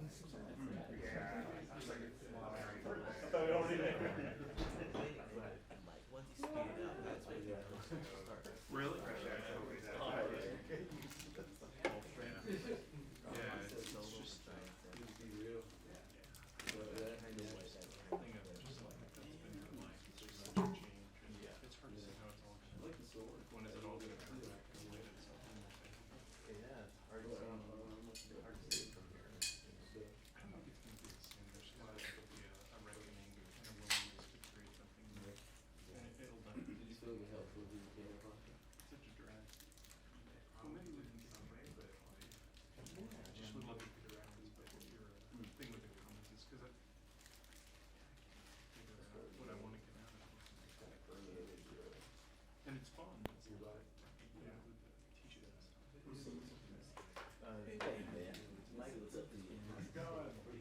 Has it really? That's good. I think that's probably helpful. There's been some very small changes here.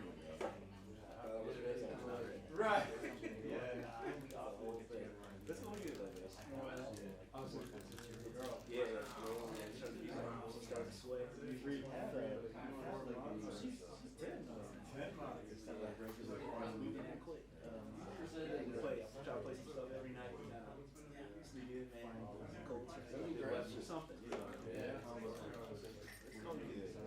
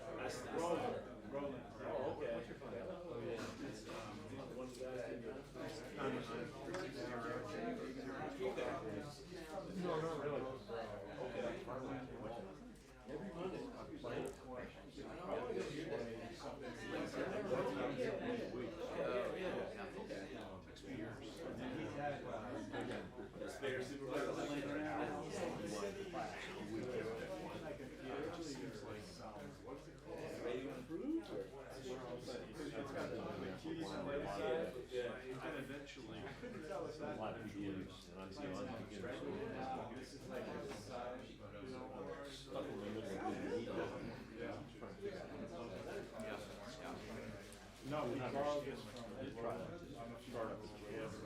I had it from house, and then moving to somebody else's house. You know, a couple of weeks ago. One gig, this is not borrow number one. Are you still in Chapel Hill? He said he got that from Raleigh for a long time.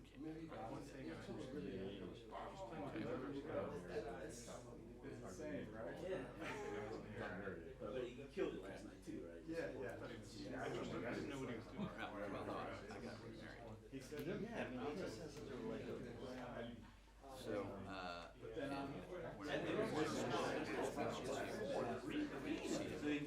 Oh, yeah, I had to hire or two people. Yeah, but I don't know why. He must really have. I was here, I saw you. Yeah. No, I love it. Refreshing. Yeah. I love steel.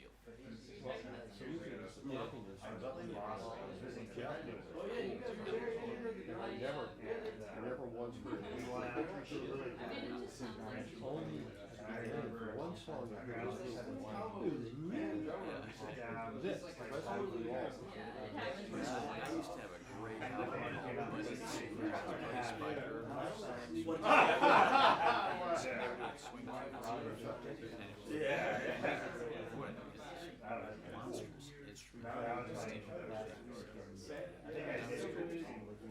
I was blown away. Have you heard of some? Yeah, it's been a while. It's been a little while. Yeah, well, they're still doing it. Sometimes it does. This man, I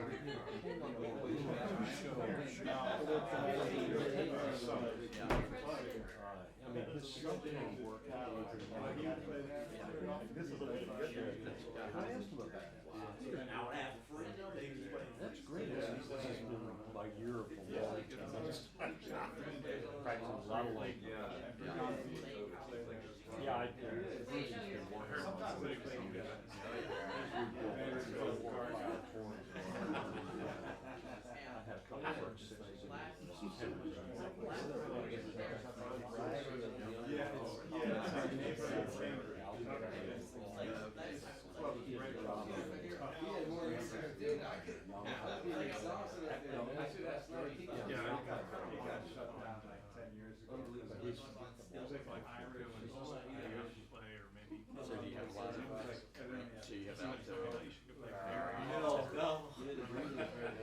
And the where the bar was, it was like, the bar was on one side, and then they just had these little doors. There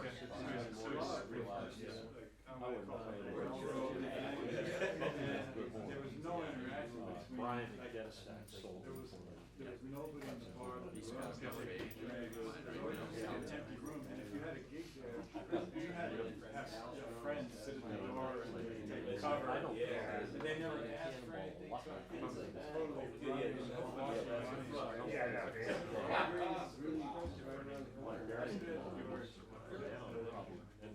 That's what I'm saying.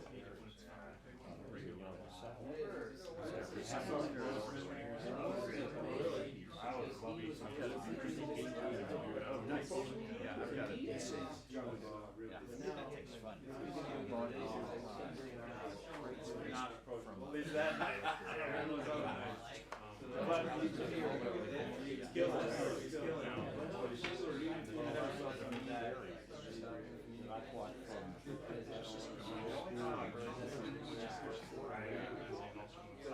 played it for a long time. The first night beat off. Did you play it all? Then I just decided what it is. So everyone was that night. You know, Came back and he was so, I mean, he wasn't So much ergonomics, so much action. yeah, with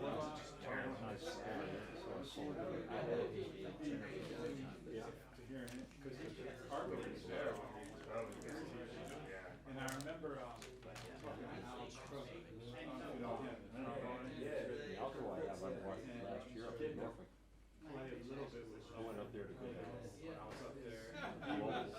Already Hargrove. I think Hargrove was. I had to drive 3 hours, like 5 minutes there. So I decided, But I'm gonna drive Al down. Crook was mentioning that he didn't stick around a little. And here's what's Get a surprising. little older, a little more mature. I think he got right away. Yeah. Playing in road breakers. Yeah. It's a great place. Yeah. It's not an SBA. It's a certification agency. No. They were like best friends. I don't know if they're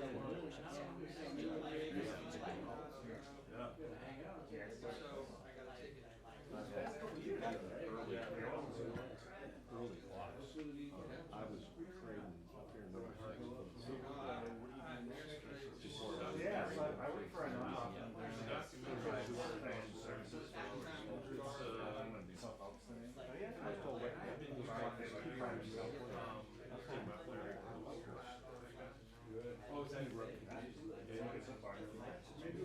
somebody was showing like they were like it's all in that it's all in this documentary on YouTube.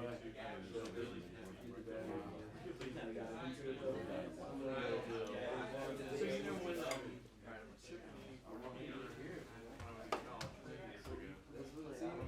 better friends in college was there. I mean, I like it. Trying to keep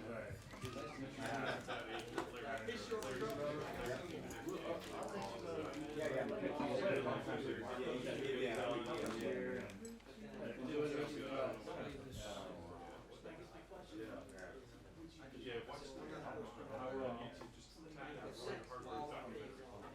cool. Yeah, nice guy. We've been in a bunch of conferences.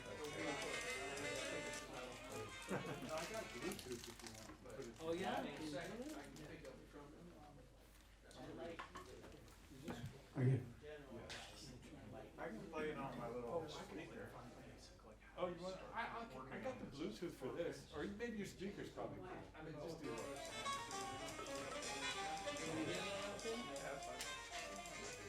Dave, just turn it up a little bit. Alright. Alright, so I figured while I was in there meditating, I figured I'd play the first thing I ever wrote with the triadic approach, which was very basic. I did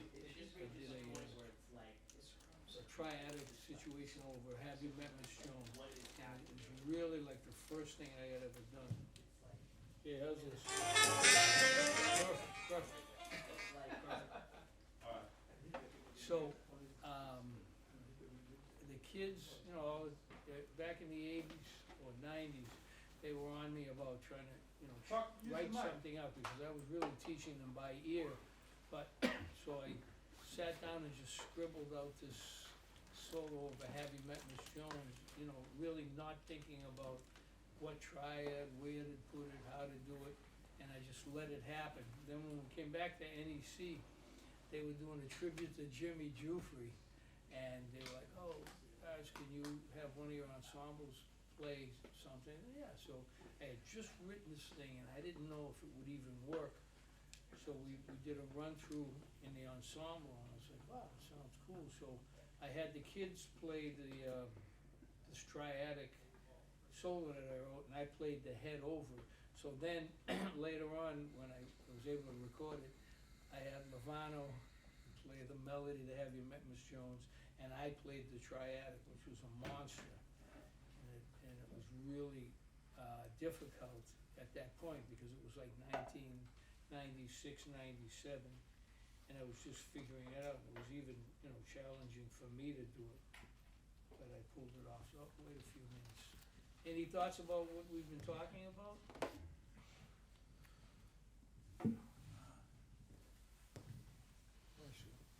I mean, I love the kind of the freedom that it opens up.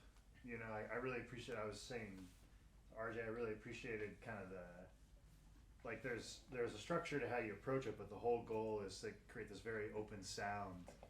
And I love, just the way it opens things up and isn't as structured as, like you were saying, like you see a dominant play Mixolydian, you see a minor play Dorian, you're like, no, like, if you like this sound, it's more of a sound approach versus a strict scale to chord thing. Yeah, I mean, again, this is, I don't wanna say this is after you learn bebop and the 2/5, which technically it is, because this will sound better if you know the tradition. Right. But, it's like a 50-50. If you're learning, if you know triads, then all you need to do is string them together with half steps. In between, not repeat the inversion. That's the challenge. Once you get that together, then being able to imply that on the chord change, because even though I'm saying, a lot of it is relative, which it is, there's gonna be a lot of it that's not relative, but that's what's gonna train your ear in how to dealing with negativity of the harmonic continuity. There's no way to teach outness. You could be like, yeah, okay, roll a couple of dubs and, get stoned and just go cuckoo. Well, you can't do that. Well, I used to when I was 68, all the hippies and all that. But it was like trying to figure out a way to let people have freedom but still be related to the chord. You never really lose the chord. Yeah. And remind me, I want to show you this, how to play flat 9 on the 1 minor. Okay, so, all right, listen to this. So this Hey, is, I'm gonna play it on my phone, cause it'll go right into the speaker. you have it? Yeah. You wanna put it on now? Yeah, you let it go. So this is Have You Met Miss Jones? Lovano's playing the melody, I'm playing this triadic thing. Hold on.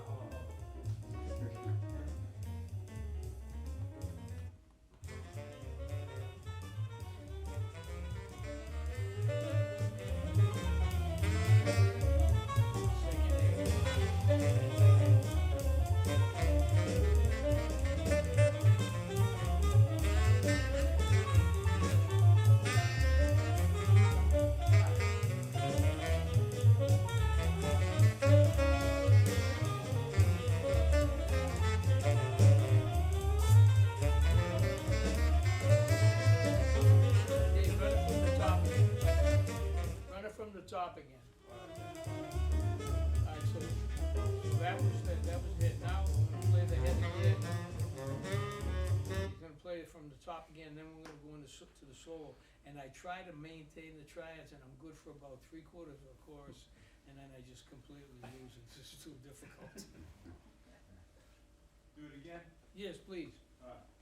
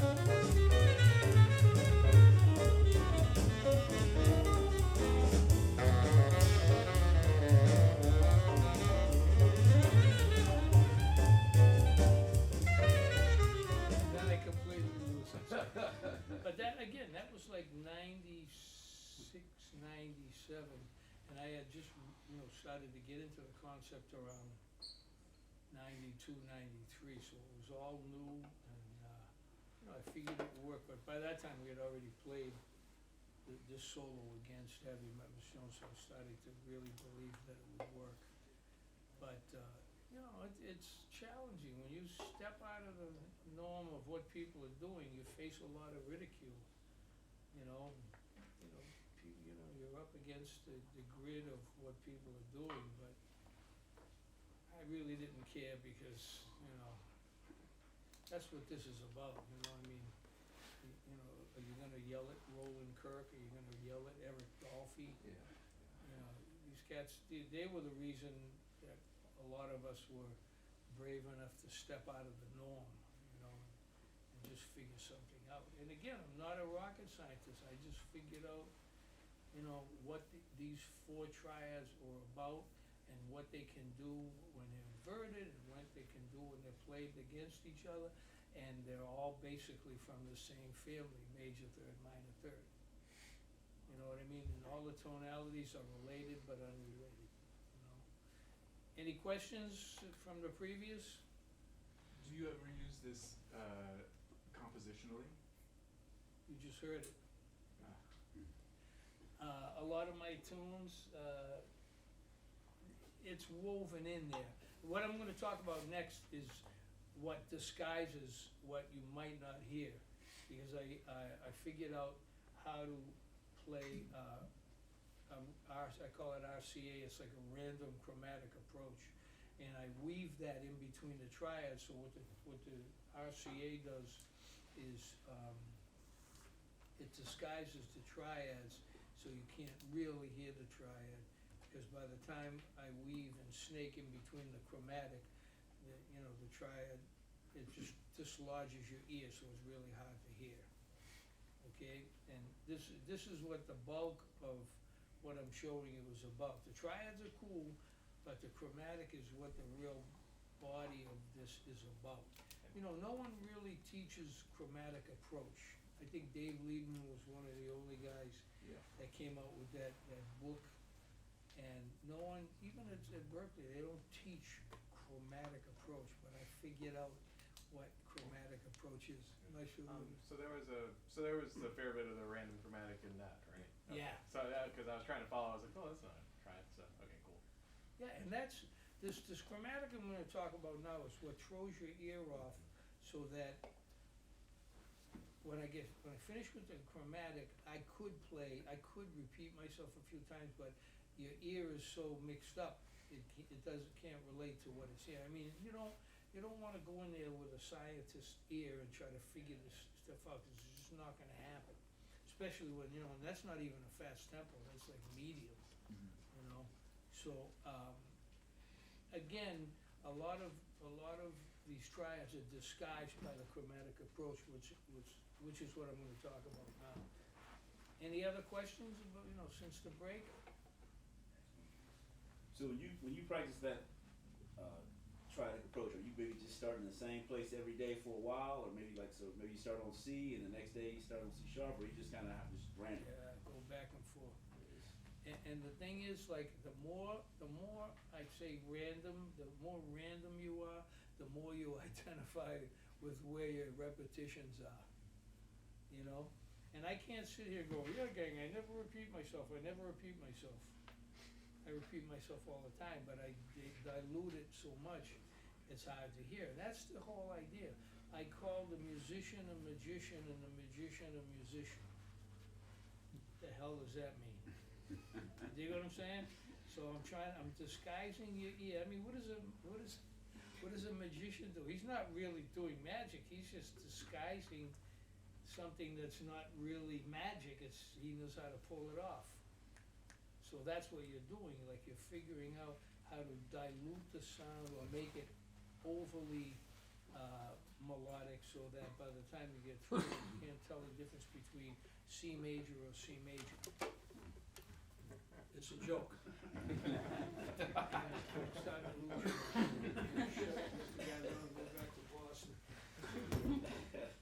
All right, so we did the triads.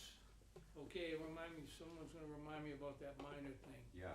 So why don't we do that first, all right? So, Train was playing like a minor, whatever, like a prayer, and he would play the sound, but he involved the flat nine a lot, and I was like, how is he getting that flat nine in there? Because technically, the flat nine is an avoid note on minor. Okay, so what I figured out was I would run a minor scale from the flat 3 as a whole tone, so I'd run flat 3, 4, 5, natural 6, natural 7 to the flat 9. By the time I got to the flat 9, the flat 9 was pacified by the whole tone scale. That make sense? Neutralized. What's that, Dave? What? No. Come on. You said pacified, I said neutralized. Pacified, no, it's like, when you give the baby a pacifier and you shut the kid up. The flat nine is That's no what longer it does. unhappy. He's like, no, you can't play flat 9. Well, here's my new lick now is, tell me how you like this, flat 9 is the new 1.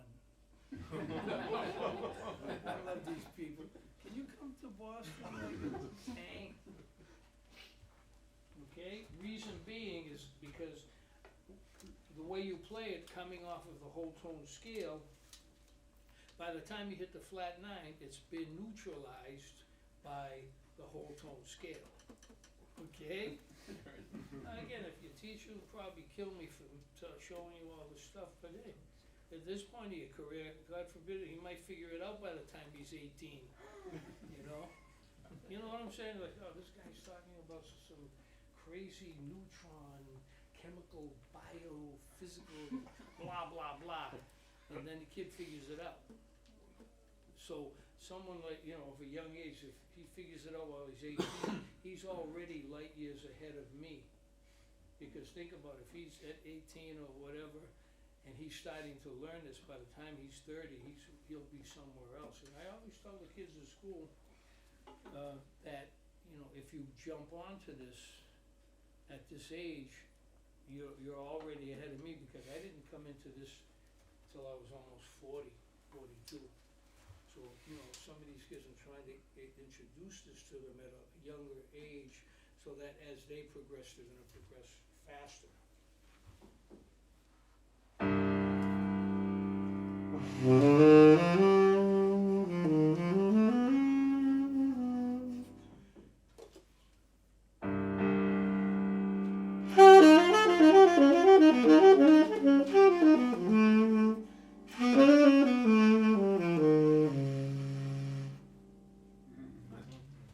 So you see what happens?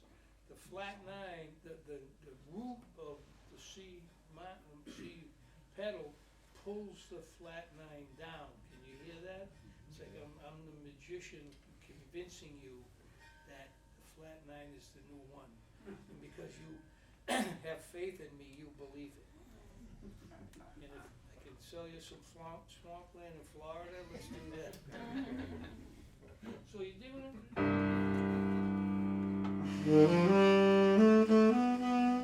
So there you have what? The major 7 on the minor. And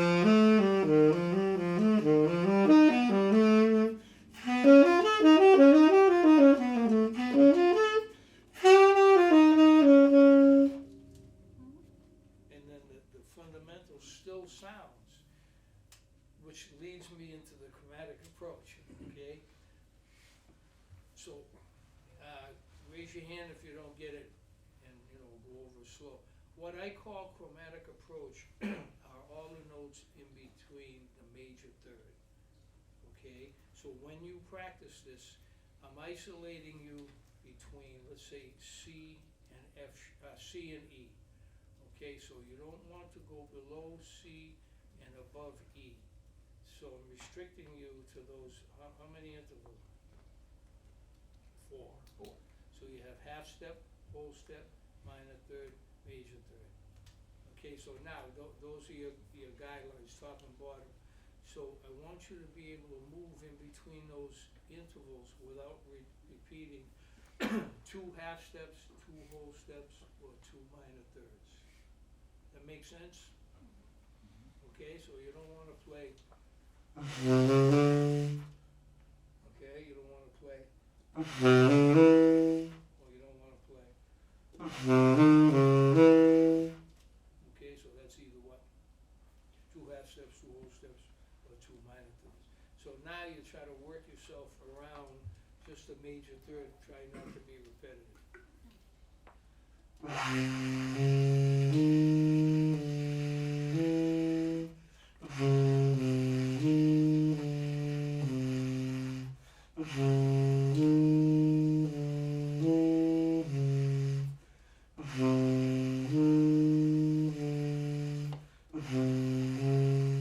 So it's like Chinese water torture. Drip, drip.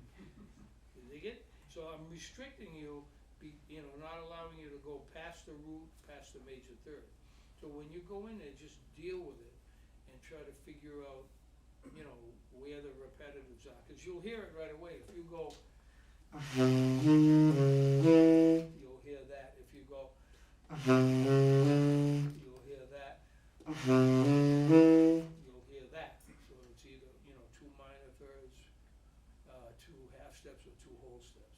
So you kind of get this vibe going where it's not repetitive and try to work your way around that, inside of that interval. Any questions about that? But two minor thirds will throw you outside your limits. No, because if you're in between C and E, I'm playing C, E flat, C sharp to E. Oh, I see, okay. Okay? Thank you. I'm just talking about the relation. So the high note is to E, the low note is to C. So now, all right, so you practice that until it drives you insane, then you move to another major third. Let's try, B flat to D. You do the same thing, okay? Now, as far as the saxophone players, all these major thirds I'm talking about have a different feeling on the saxophone.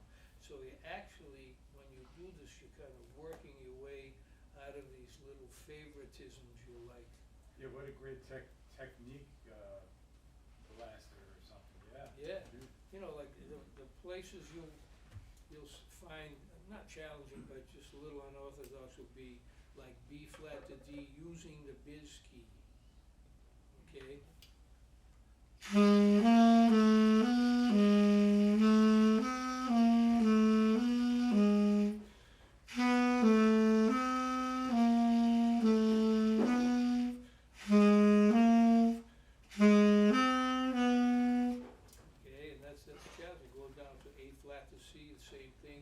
C sharp to F challenging, or anything, F sharp to A sharp.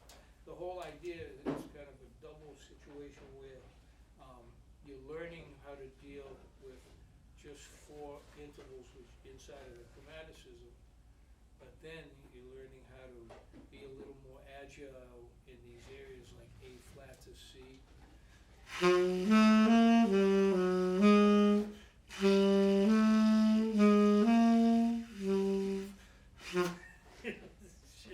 It's like, it's nuts, keeping yourself inside that little spectrum, but you're figuring out how to be quick in a small area. People don't play in small areas. This is almost like, what is it, micro, what was that, Bartok?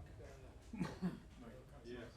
Yeah, he was, I never really studied any of that stuff, but later on hearing like these micro, cosmo, chromatic, blah, blah, blah, it's like, wow, all of this stuff that I'm talking about really comes from classical. And I think cats like Train and Ornette Coleman, people were he was into the harmonic, like they were listening to the classical guys, Schoenberg, the more progressive people that were writing, and then these guys were figuring out how to do it on the saxophone. Any thoughts so far? I guess a question, were you saying to make sure you're repeating that interval twice, or to not repeat any interval? Not to repeat it. Like, that's what I thought. It's like the other one, like the triads. Right. Okay, so you only have, again, inside the major third, you only have 4 options: half step, whole step, minor third, major third. Right. The major third is the only one that doesn't repeat itself. You know what I mean? But you can get minor third between like C to E flat or C sharp to E, and then two half steps could be two half steps, even more. You know. 1, 2, 3, 4, 5 half steps, right? C to C sharp to D, D to D sharp to E, E to F, F to F sharp. You know what I mean? On the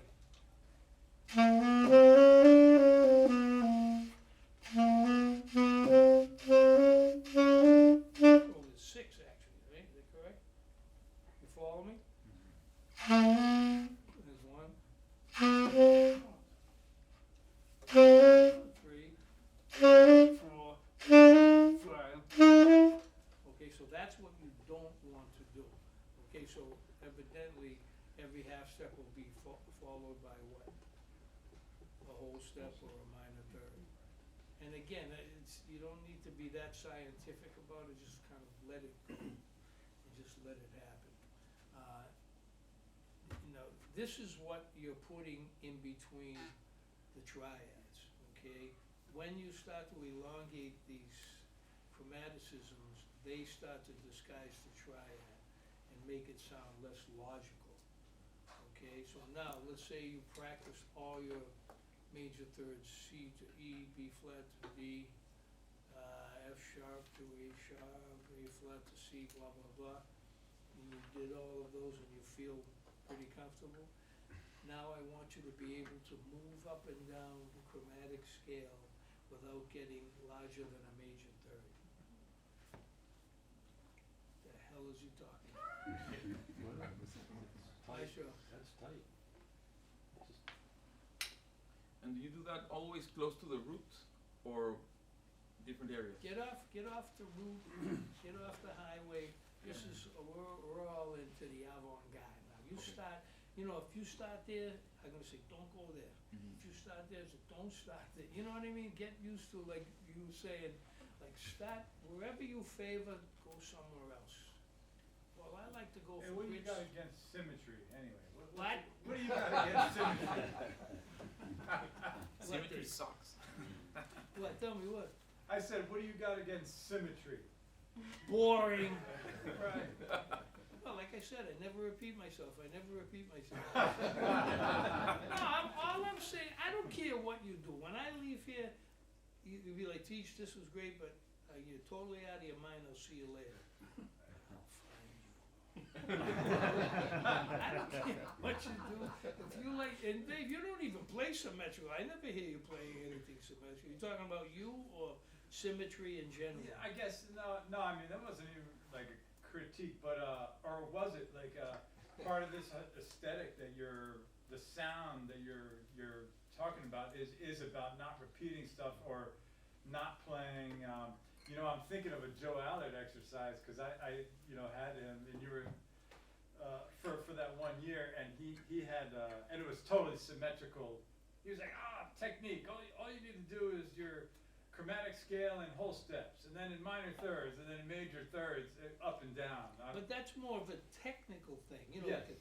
like I mean, if I show you, I've been practicing this one thing since I was 19 years old, and this thing has kept me going all my life.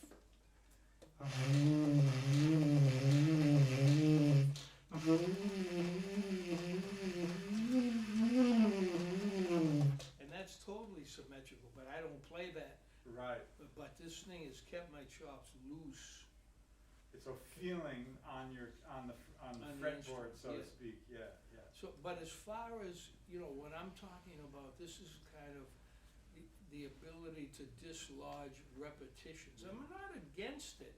Yeah. It's just that everything I'm talking about gives you more freedom about what you would like to play as far as being you.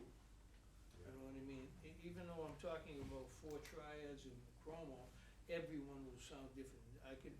I wish I could put 4 people up here that studied the chromo and the triad and say, okay guys, let's hear it. And then no one will sound the same, but no one's taking the time because it takes 25 years to get together, I like what you you make the analogy of like the modern classical stuff. It's like bringing that part into the jazz thing. You know, it's not the swing era, not bebop. It's a real moderner sound, like say Bartok and Schoenberg and stuff, but in a jazz quartet setting. You know, and you think like Coltrane that's where he was veering into in that 60s.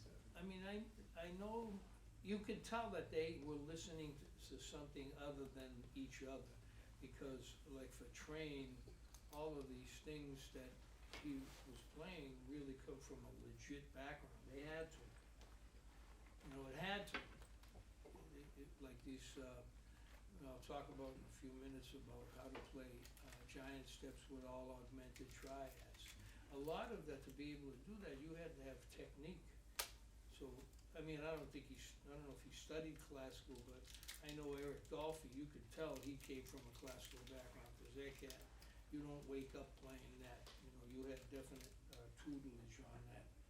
But these things that I'm talking about come from a classical background, and the organization of it, how to put it together. But for me, the ability to dislodge it comes from the chromatic approach, so that I can go in and sound a little bit legit, a little bit outside the chord, a little bit in, a little bit out, and you know, still maintain this frame of coherency. You know, it's like a balance. It's like I look at the musician as the magician, and the you know, the guy at the circus who can juggle 5-10 balls at once, and you know, he's doing all this, and he's not looking at one ball. He's looking over there into space. He's not even looking, but he can tell how the balance goes down to keep these balls from falling on the ground. You know, it's all done, you know, by, you know, magic, theatrics. You know what I mean? The ability to fool the ear. It is. It says.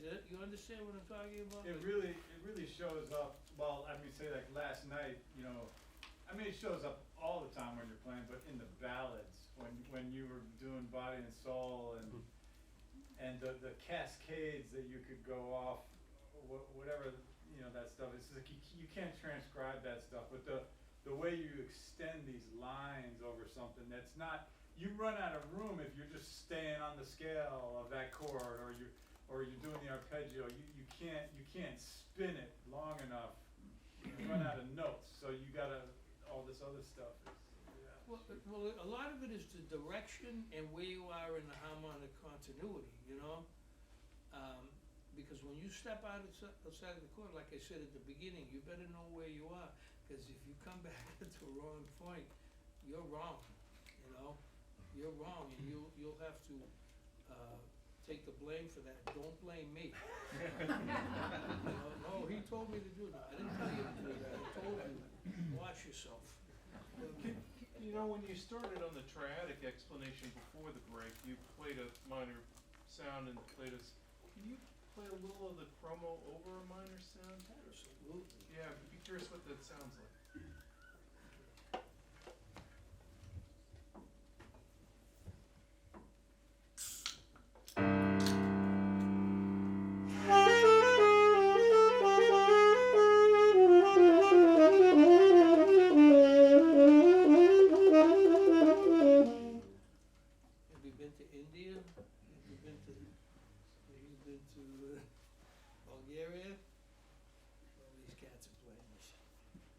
Let me tell you this. This will make it a little bit easier. I realize that if you take the top part of the harmonic minor scale,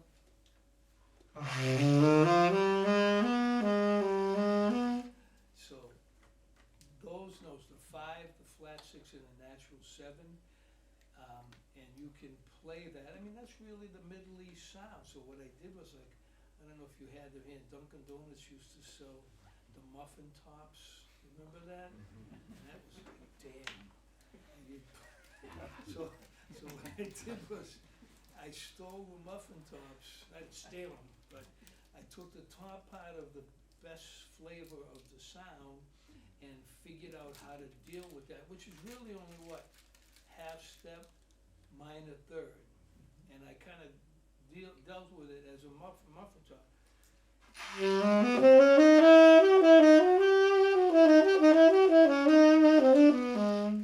Which really, when you listen to it, has a lot of diminished harmonic minor, blah, blah, blah. So all these sounds, using half step minor third, helped me to cause a little more negativity in the sound itself.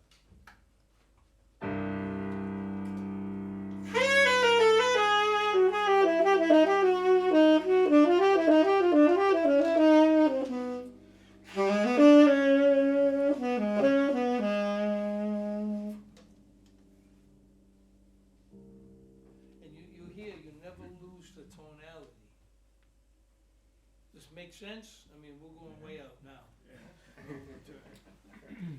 So it's like, it's deception, you know, that's why I call the musician the magician.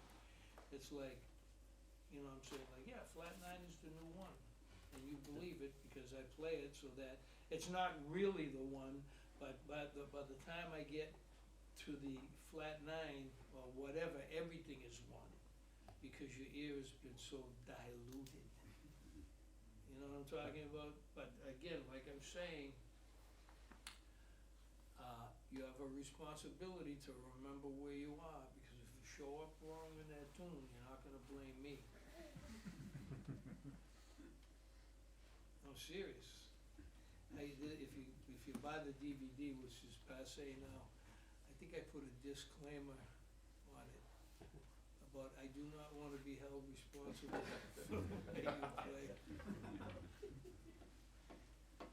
Where are we? So we're in chromo. So any questions before I kind of put all this together? So you said for B flat to D, you're always using this. For A flat to C, are you doing more of the side keys for like the chromatic motion on that? A flat to C? Yeah. Or not just the minor third, but that range. When You're talking about what keys to use? Yeah. I like the biz key. You know, people don't like the biz key. They play the side. It's cumbersome, you know, because especially when you work this chromatic, it's easier to jump, you know, that. But you know, some people grew up playing classical, so it gets a little, you know, oh, you should do this, you should do that. And I tell everybody, whatever floats your boat, you know, whatever is easier. Plus, when you're playing quick, you want to involve the least amount of fingers as possible. Where are we? I lost it. Thank you. Part of this also, it sounds like, you know, I think we're ingrained when we learn the instruments very vertical. Arpeggios, verticality. Scales, verticality. You're going up and down, and that is not something that comes naturally on the instrument. You're exactly right, my man. And that's why people like to play scalular, because it's easier to play that. When you play in an intervallic sense, you know, there's a certain amount of technique that's involved in doing that, you know, because, you know, again, like you said, you're looking at vertical, so you've got to have some kind of background where you worked on, fourth intervals. You know, that kind of thing. Like these patterns that, you know, help you to get in a vertical direction. What I did was, you know, I grew up doing that too, so what I figured out was how to put these chromaticisms in between some of these patterns, and I could actually go back and play the patterns and have that as a backbone or something to draw from whilst playing the chromaticism.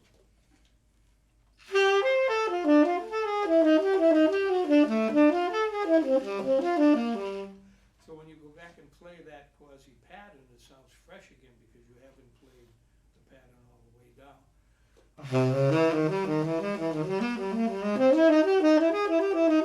You almost hear a pattern, but my ear is quick enough to get away from that that repetition of it. So you can go back and, you know, look at anything you practice.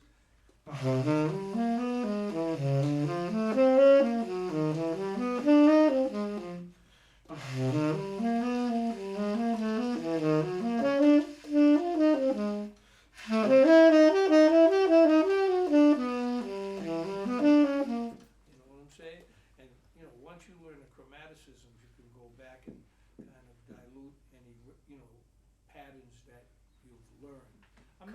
Cover your tracks. Yeah. I'm not against the patterns because I had to do them too. I had to learn, you know.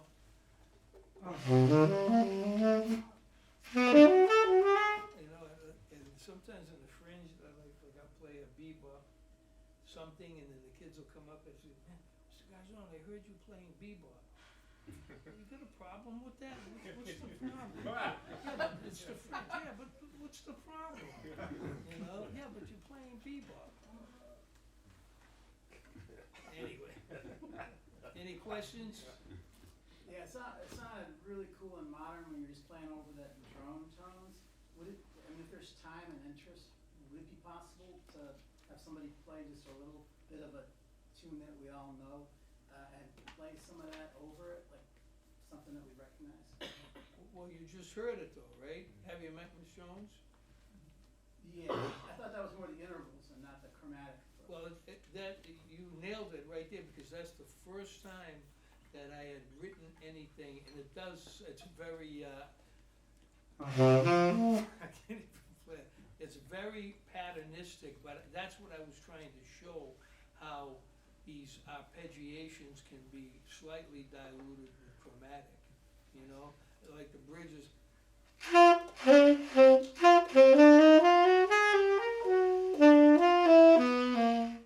You know what I mean? That's really, I mean, it's chromatic, but it's not the way I play it now.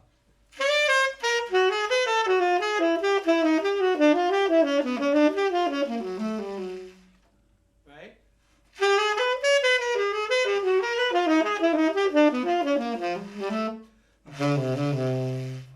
Sometimes I'll just come back with literally the melodies just so everyone knows that I do know where I am. They're watching. They want you to. I don't know if you saw this video I did with Better Sax Guy. That was great. Did you see that from Denmark? Yeah. He did it right before we went on in Copenhagen. And I forget, I said, you know, sometimes I just say things, but I know it's like, and it's people are waiting for you to screw up. Did you contact you? And he's like, what the hell are you talking about? Because I know you guys, you're out there, you want to see me screw up. Well, I don't screw up. But I do screw up, but you don't know that I'm screwing up. You know what I mean? It's like you figure out. And I explained to him what happens because these kids in the 80s, not Dave, but they would come to the Fringe and like they would sit like right in front of me, like they're listening, like, oh, I go to Berklee and I study with you. Right? And you know, you could feel it. So then I take my horn and I go.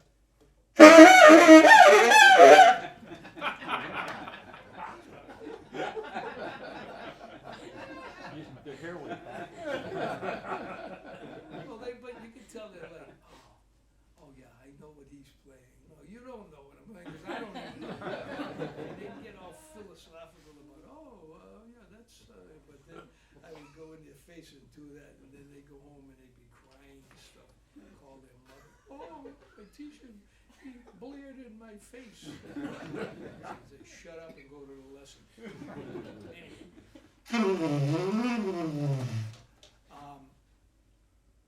We did the minor whole step up to the flat 9.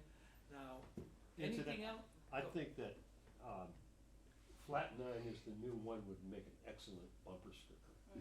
Really obscure. Are you in that business? Can you make No, me I could probably, yeah. make me a bumper sticker? Yeah, I'll do that. I'll see, I can get that done. I love this crowd. Wait till you see tonight. I don't know if you're coming tonight, but I wouldn't miss it. Not after last night. I gotta hear the reprise. yeah, no, you're gonna love my new Berklee Garzone T-shirt, which is coming out. I don't want to get into it, but you'll see it tonight. Have you seen it, Dave, yet? No. I want to surprise you. It'll be on the market soon. Huh? So you were talking about, there's a bumper sticker. Yeah. Flat 9 is the new one. Honk. Honk if you honk if you understand what the hell I'm talking about. Honk if you get it. Yeah. Probably get like -10 beeps. I don't know. So, all right, let me show you this thing. If you're familiar with giant steps, or if you practice giant steps. I was looking at it one day, and you know, I learned how to play it like everyone did, listening to Train. But when I was looking at the body of giant steps, I was like, wait a minute. Giant steps is made up of a whole tone triad, because in concert it's B, E flat, and G, right? The fundamental tonalities of B, E flat, and G. So with my technique, I was like, well, if it's an augmented triad, why can't you just play all augmented triads over it? Because all augmented triads are created equal. All right, because it's one major third, sharp five. So basically they're two what? Major thirds on top of each other. So what I realized, it didn't matter if you were on the chord or off the chord, it was still the symmetrical relativity, whether it was a half step or a whole step above or down. So I started to mess with it, and I figured out that this is one of the secrets that Train gave out inside of the tunes that he was writing. Because there was a lot of things like this thing I showed you going into the flat nine on the one minor, and just having going down into the deep crevice of the sound. Well, I figured out that you could play all augmented triads over giant steps, and it didn't matter where you were. I know that's pretty bold to say, but in the demonstration of it, or even on the playing of it, as long as they're played in non-repetitious style, you know, you're borrowing from the 12-tone roll from the augmented, which comes from giant steps. Okay, does this make sense? And the only reason I can justify this is because the augmented triad is symmetrical, okay? So what I did was, I don't know if you're familiar, I was talking to Dave about a one down, one up, one up, one down. There's 2 or 3 versions of it. He plays, I know I'm diverting, but he plays from the whole tone scale, but he doesn't make it sound like a whole tone scale in the improvisation. It took me so long to understand how to divert the whole tone scale. Okay, to get away from that. So it took me a long time, and then I figured out that every step of the whole tone scale has a tritone. You guys cool with all that? So you got, here's the whole tone scale.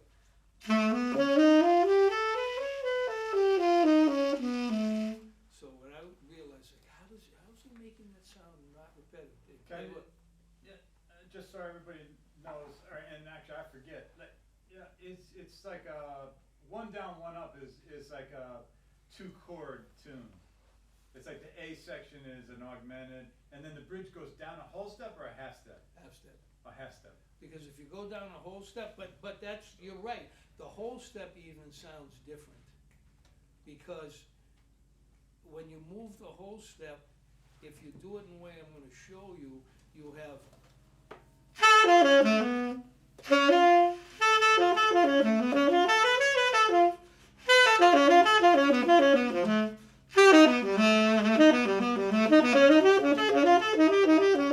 so that's down a half step, or that's down a whole step. Sorry, but that's the whole thing about the deceiving the ear. Yeah. All right, that's the whole thing, and then this is what I'm going to explain to you.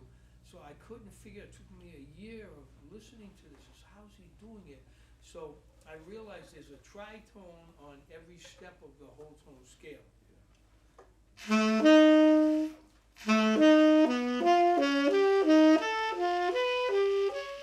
So really what he's doing when he plays like that, he's turning this whole tone scale into what? All dominant triads.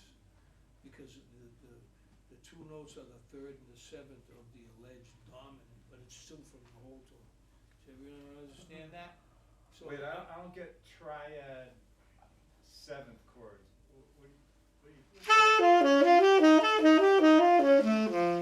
So what happens is, we were talking about this, when I put the bounce in, it kind of gives it almost the whole sound of the augmented triad. okay, with adding these other notes that are still from the whole tone scale. What's the bounce? The bounce, it's when you take the major third and you play it twice. Okay, now you know, you're familiar with the solo? So he's using this rhythmic thing to not deceive the ear, but just to give it some rhythmic inflection so that it makes a differentiation in the whole tone scale. It's hard to explain this, you know what I mean? I can play it, but when you go into the logistic of how it happens, it's almost done through magic, like figuring out what is what, and it's never the same way twice, So here's the bounce.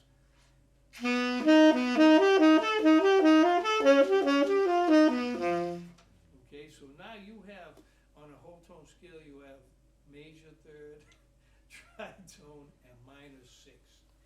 Okay, and then this is, again, not including any notes from any other part of the other two whole tone scales. So I'm basically an A concert, so it's A augmented.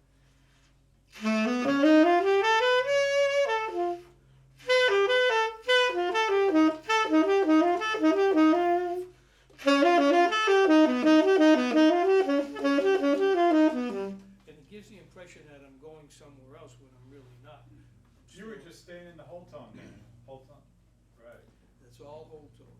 But I'm not just playing whole tone, I'm playing what? Major third and tritone. Does this make sense? Anyone know Gabish?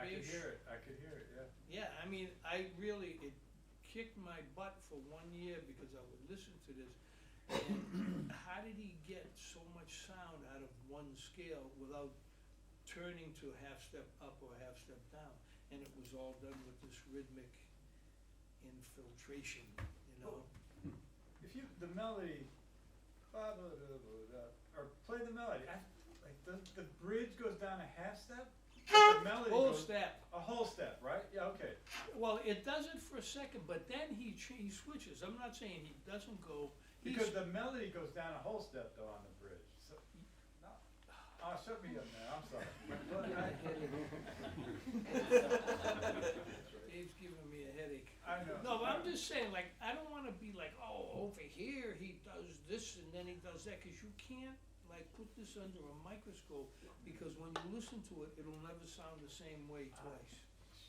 But all I know is what challenged me was, how did he get so much sound coming from the whole tone scale? Oh, yeah. So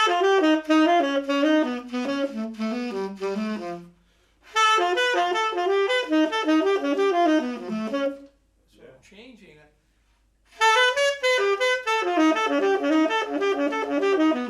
And I'm still off the whole tone scale. I haven't done anything until I go. Yeah, once you do that, it's so shocking. And all he did was,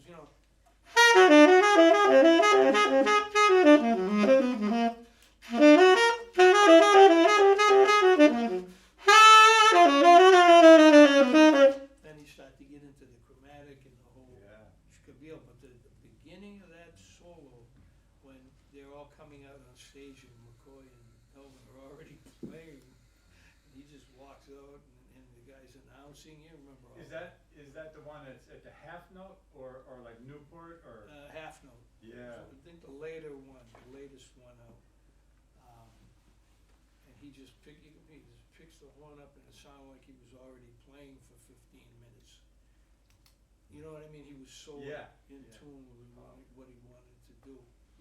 So, does this make sense? Any questions, any thoughts? Like, whole tone scale is it's two half steps all the way up the scale. Like A, B, C sharp, D sharp, F, G, A. Okay, you know what I mean? It's two half steps in between each note.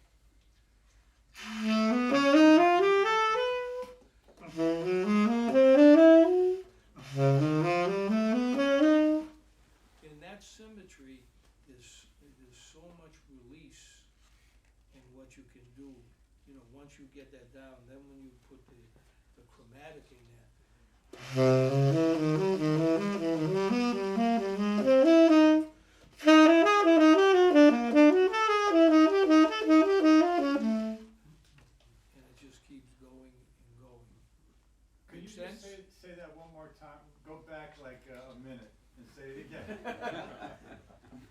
Come on, man. I'm watching you, Dave.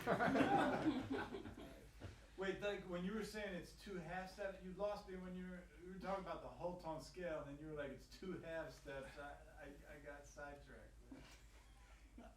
I'll take the dunce cap off. Trust me, will you just trust me? It's like you only have two. You only have what? You only have two whole tone scales. Yes. Either C or C sharp. Right. If you go to D, you're going back to C. If you go to D sharp, you're going back to C sharp. Okay, yeah. So the Pepsi challenge about this is not to make it sound repetitive. Right. Even though I say I never repeat myself, you can hear there's some form of repetition in there, but I'm juggling it by using the chromatic approach. I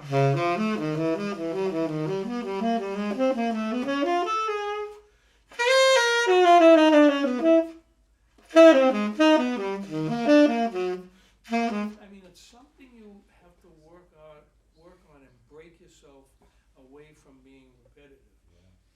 So are you sort of alternating between playing a C whole tone and a C sharp whole tone? So you're not just throwing in a few chromatic notes out of the C whole tone You scale? never know. What's that? You never know. You never know. It's not- like I'm not methodically like, oh, when I hit this point, I'm gonna do. It's unpredictable. Like when it needs it, I'll put in some chromatic. When it needs it, I'll put it an augmented. It's like when you make a tomato sauce. Does it need more garlic, or does it need more basil? I'm getting hungry now. Your random chromatic approach deals with a cell that's a major third. Right. And the whole tone scale is rife with major thirds. So that's prime ground for turning some of those into random chromatics. Right. That's what's used. I mean, if you're going back to this, the largest intervals are major third. But after that, when you move up and down, I don't think I even showed that. You move up and down the chromatic scale without getting larger than a major third. It's challenging. So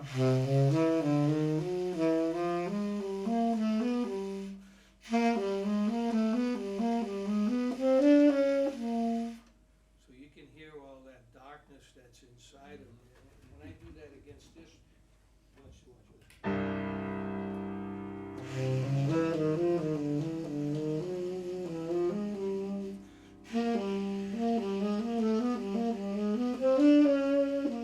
Then everything is possible.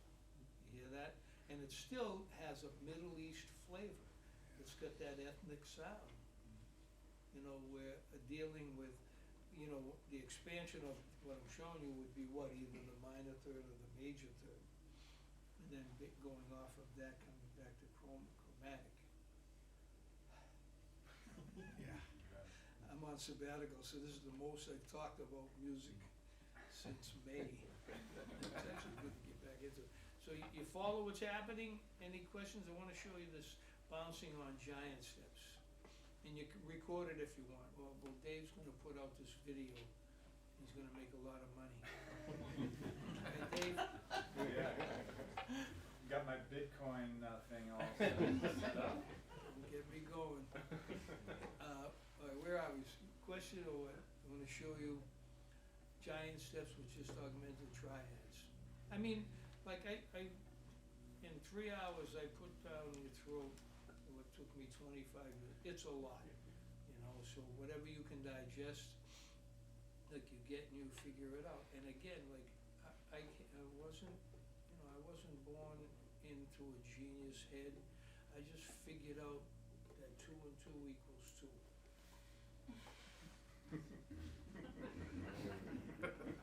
What does that mean? I don't know. No, but I'm just saying, I looked at, well, this is happening, oh, that's cool, oh, so then you can do this and you can do that. Oh, all right, now that's this, but that can be this also, and why not that, you know? I just was watching a few excerpts from The Beautiful Mind. Did you ever see that movie? The kid from Harvard, Russell Crowe. This guy was deep. I mean, I'm not saying any relationship to it, but just the way he was looking at things. And that's the way I did it. I was just kind of looking into the sphere of what all of this was about, and trusting the fact that, you know, you could make it work. And don't let anyone tell you you can't do this, because the more they told me I couldn't do it, I went and did it. Oh, you can't do that, Johnny. I'm gonna do it. Oh, you can't sound like that. No one's gonna talk to you. Well, you know what? I don't want any more friends. I don't need any more. In fact, when I give you my card, it says, Gigi, don't call me. So here's Giant Stick, look.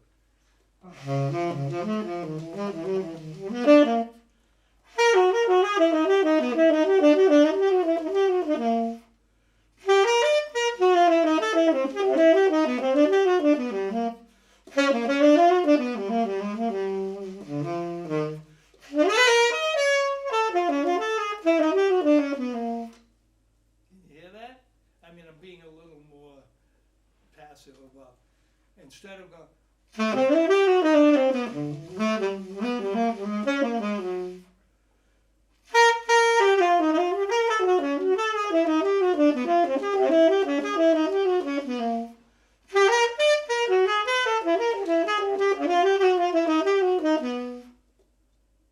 you see how it falls?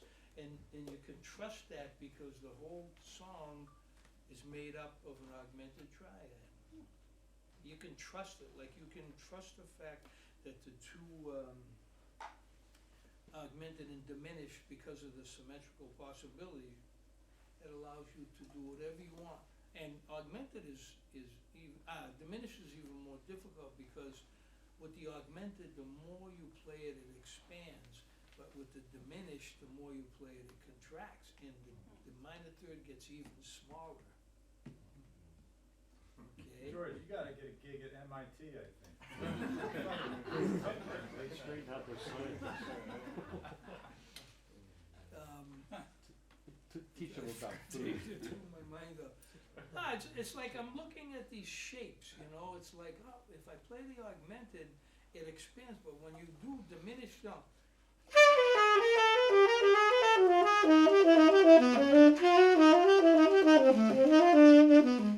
and train, you remember, I don't know if you ever listened to Transition, a lot of the stuff I'm showing you, I got from that solo. And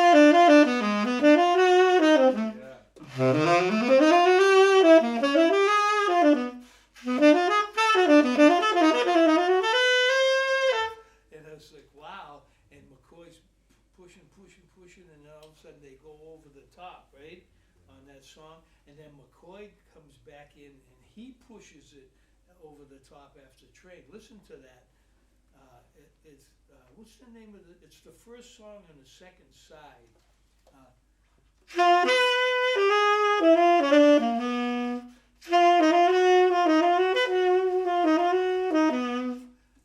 And it's all based off of this diminished sound that he made happen. Just listening to this guy and not really try to be too philosophical about it really helped me to understand what a lot of these shapes are about.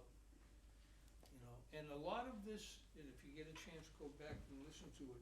A lot of this triadic approach with the chromatic, I got from the cadenza of "I Want to Talk About You." You hip to the tune? Which one, the Newport recording? or- Any of it, yeah. Yeah, all of them. And when he takes that, you know, towards the end. I